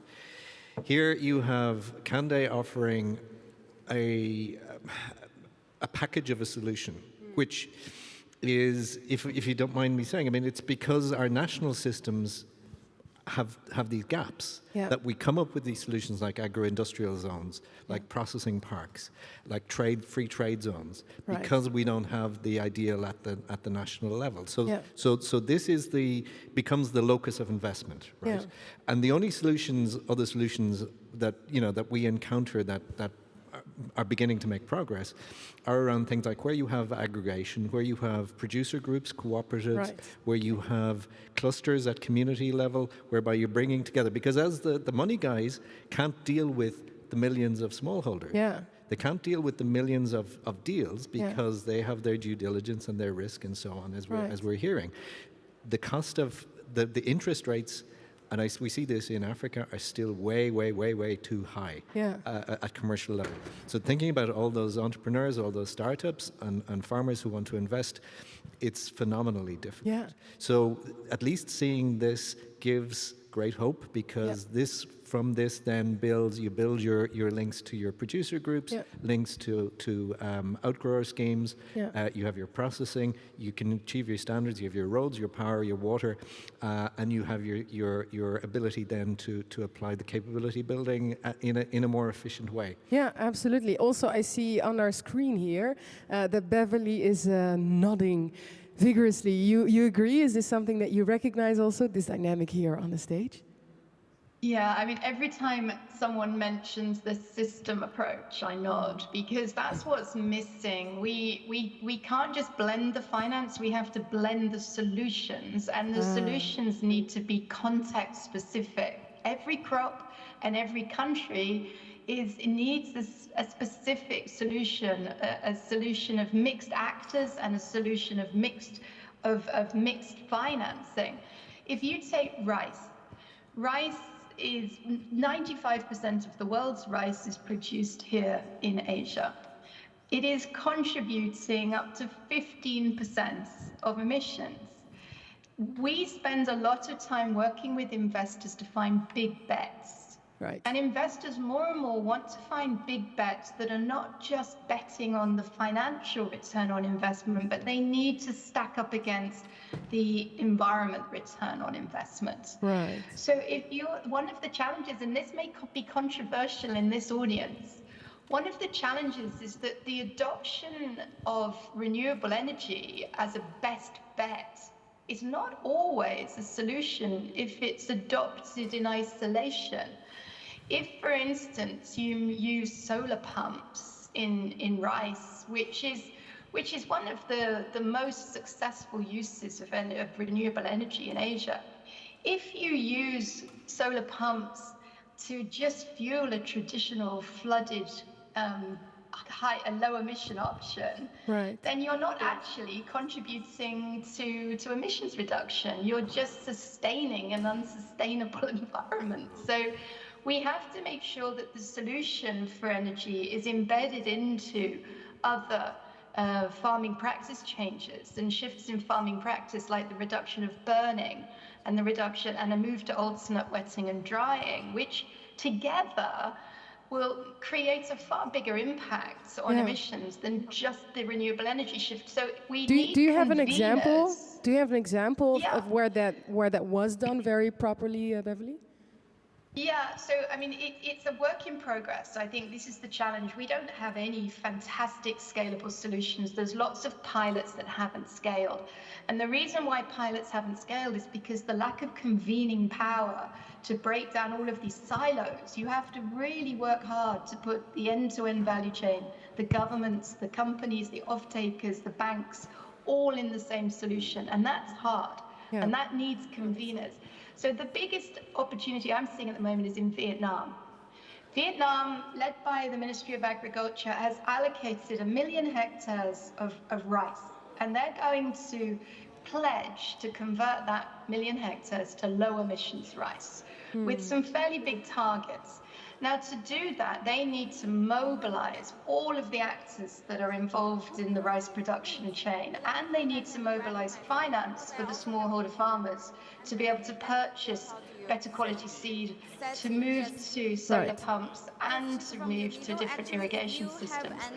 So what we're doing is convening all of those actors through a blended finance model to incentivize, to make sure there's a win for everyone in that system. Right. And the good news is that there is a way of giving everyone a win. The risk is not as big as we think it is, because it's offset by the size of the opportunity. Yeah. The global smart farming market is expected to reach $34 billion by 2029. Absolutely. In this region. That's So what we there's a should big also be willing to opportunity see. there. Yeah. Thank you. It's putting the solution together and making sure that renewable energy transition is done so within the context of other contributors to emissions. It can't be done on its own. It has to be done as part of a food system approach. Right. Thank you. Thank you so much for shedding light on that as well.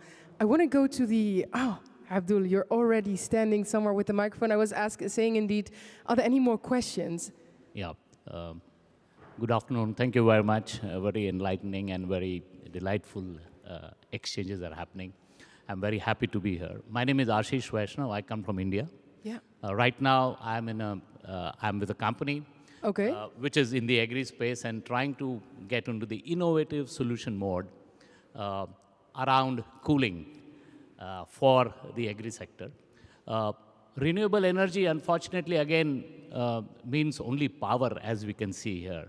But when we are talking agri, I think this is the best example where we have to bring in the bioenergy part of it, which is very much a creation of this sector. Right. And most of it is agro-residue.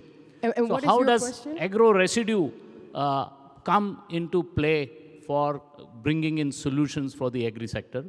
One, you would see tomorrow, we are doing a company, New Leaf. We are using biomass, which is the agro-residue, to actually do the cooling and not use power. Right. Now you will notice that as soon as you get into cooling, the stake of power becomes much, much higher because you need 24/7. It's not lighting power. Yeah, and what would be your question for the panel? Is that why our solutions which we are discussing doesn't bring in bioenergy as a solution especially for developing countries where Yeah. bringing up, and the other part is Maybe we can park it here because we're a little short on time. I see Christina. A relevant point in this is the paddy straw she mentioned. If you have been following India lately, paddy straw is being burned, but now paddy straw is being harnessed into bio-CNG, right? Yeah. Which can change the entire equation of the entire thing. Thank you so much. I don't think this is exclusive of bioenergy, so I think that's all we need to say about that. So yeah, it's definitely part of the strategy, all of the above, anything that isn't fossil fuels, I think is the point. Yeah, thank you. Thanks. Is there another question from the audience? Because I'd like to take some more. There's one there all the way to the right. Thanks, Abdul. And we can go through some more of them. Hi, I'm Sejal from Urja Development Solutions Limited. We basically work in providing pay-per-use irrigation services, solar-based irrigation services to the farmers. While we all are talking about making technologies accessible, the financing part of it, our model is not dependent upon the farmer owning an asset, but using it as per their whatever quantity of water they consume, they pay for it. So don't you think that it's the model that needs to innovate, in which business model basically, not just technology, in which we operate? Because that is going to make it accessible to the smallholder farmers or to the irrigation system, or boosting the agricultural productivity in a much more easy manner, efficient manner. So just my question is, how should we not focusing on just innovating the business model as well while we are talking about technologies? Because that will somewhere solve the financing problem we are talking about. Okay, so if I understand correctly, it's the business model that needs to change instead of just finding techno fixes. Okay. I mean, are you suggesting pay as you go? That's what you're suggesting? This is a bit different from pay as you go model. So this is the ownership lies with the company of the asset, and they just pay for the quantity of water or for the quantity they're using. So the ownership resides with the company. The farmer doesn't have to worry about the installation costs, the maintenance costs. All that is with the company. The ownership doesn't change. I would practically say any business model, as long as it works. And the trouble exactly with renewable energies and also with technology in the agro sector is it's capex intense, and the capital is simply not there. Whether you pre-finance, whether you lease, whether you have as you pay as you go, or service models, all of that is fine. What is necessary to cluster it into, let's say, also transactional efficient, terrible word, let's say products. So it needs to be easy to roll it out in large scale, and it needs to be easy to understand. It's both by the people that finance it and by the people that actually use it. It needs to be a value-creating service that instantly, let's say, gets the appreciation of the user. Right. I see, Kande, that you want to respond. Well, there's something else UNIDO did years ago, and I don't know if it still works. We can look at South-South cooperation. I mean, years ago, UNIDO, you were supporting SICEM in Egypt. You know, SICEM already was using drip irrigation. Yeah? So solar-powered drip irrigation, instead of the flooding that indeed some of us are doing now, so that already puts in water efficiency right on the table. But SICEM was going beyond that. They were using the rice straws. In Egypt, they pioneered using rice straws for organic production. Of course, suddenly the farmers became smart that you can now pay us for our waste. We don't burn it. But I remember when I was leaving UNIDO, what SICEM was going to do now was to get climate finance for their 3,000 outgrowers.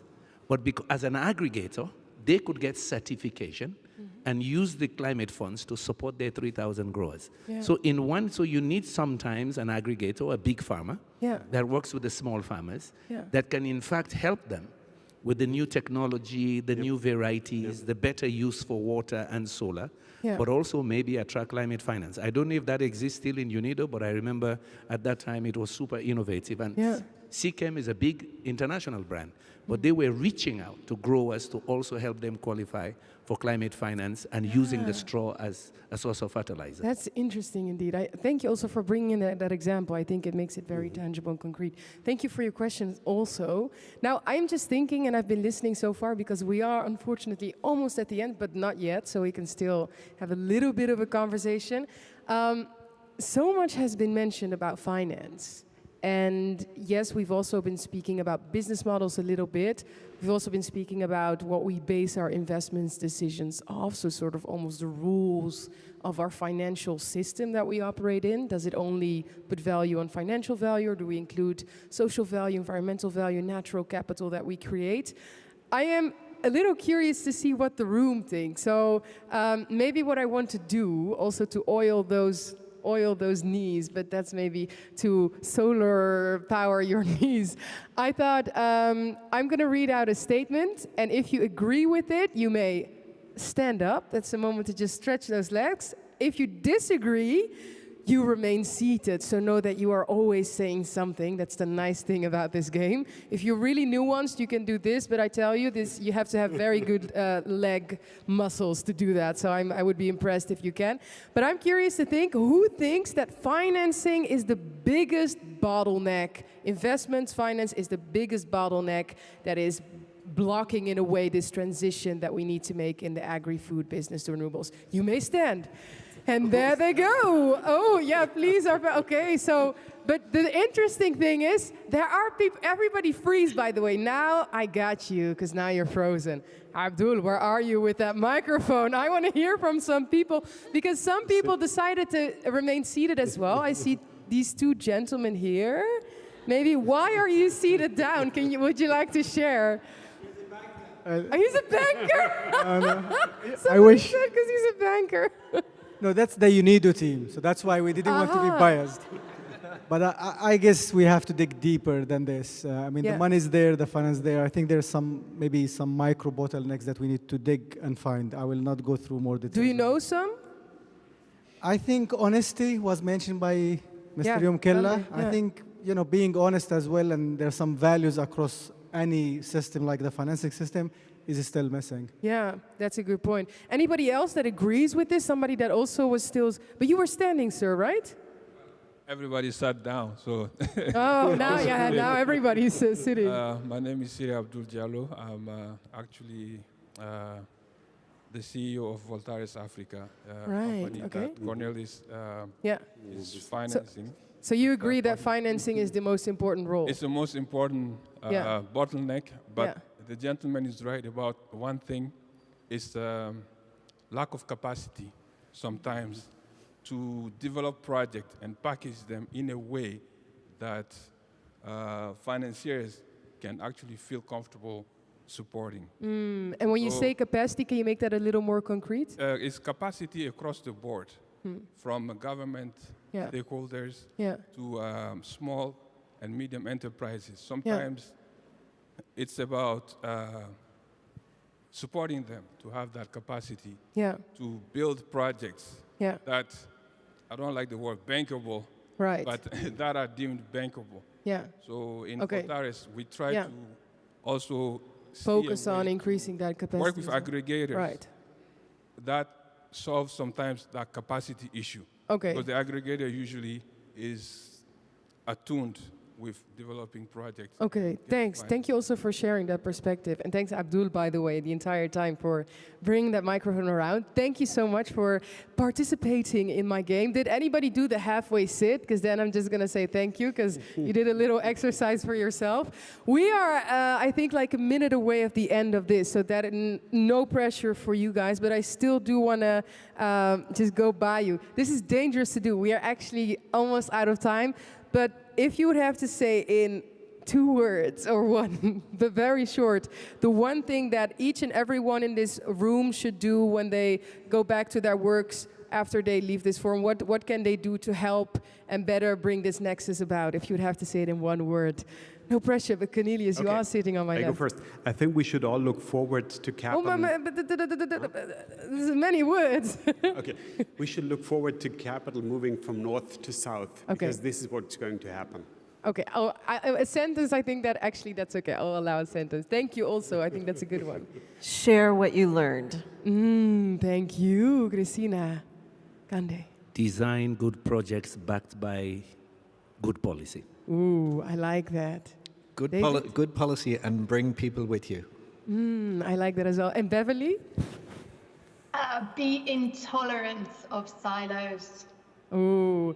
Wow, can I have a big round of applause for the most succinct panel ever? Thank you so much. Thank you so much. Thank you. I really appreciate this.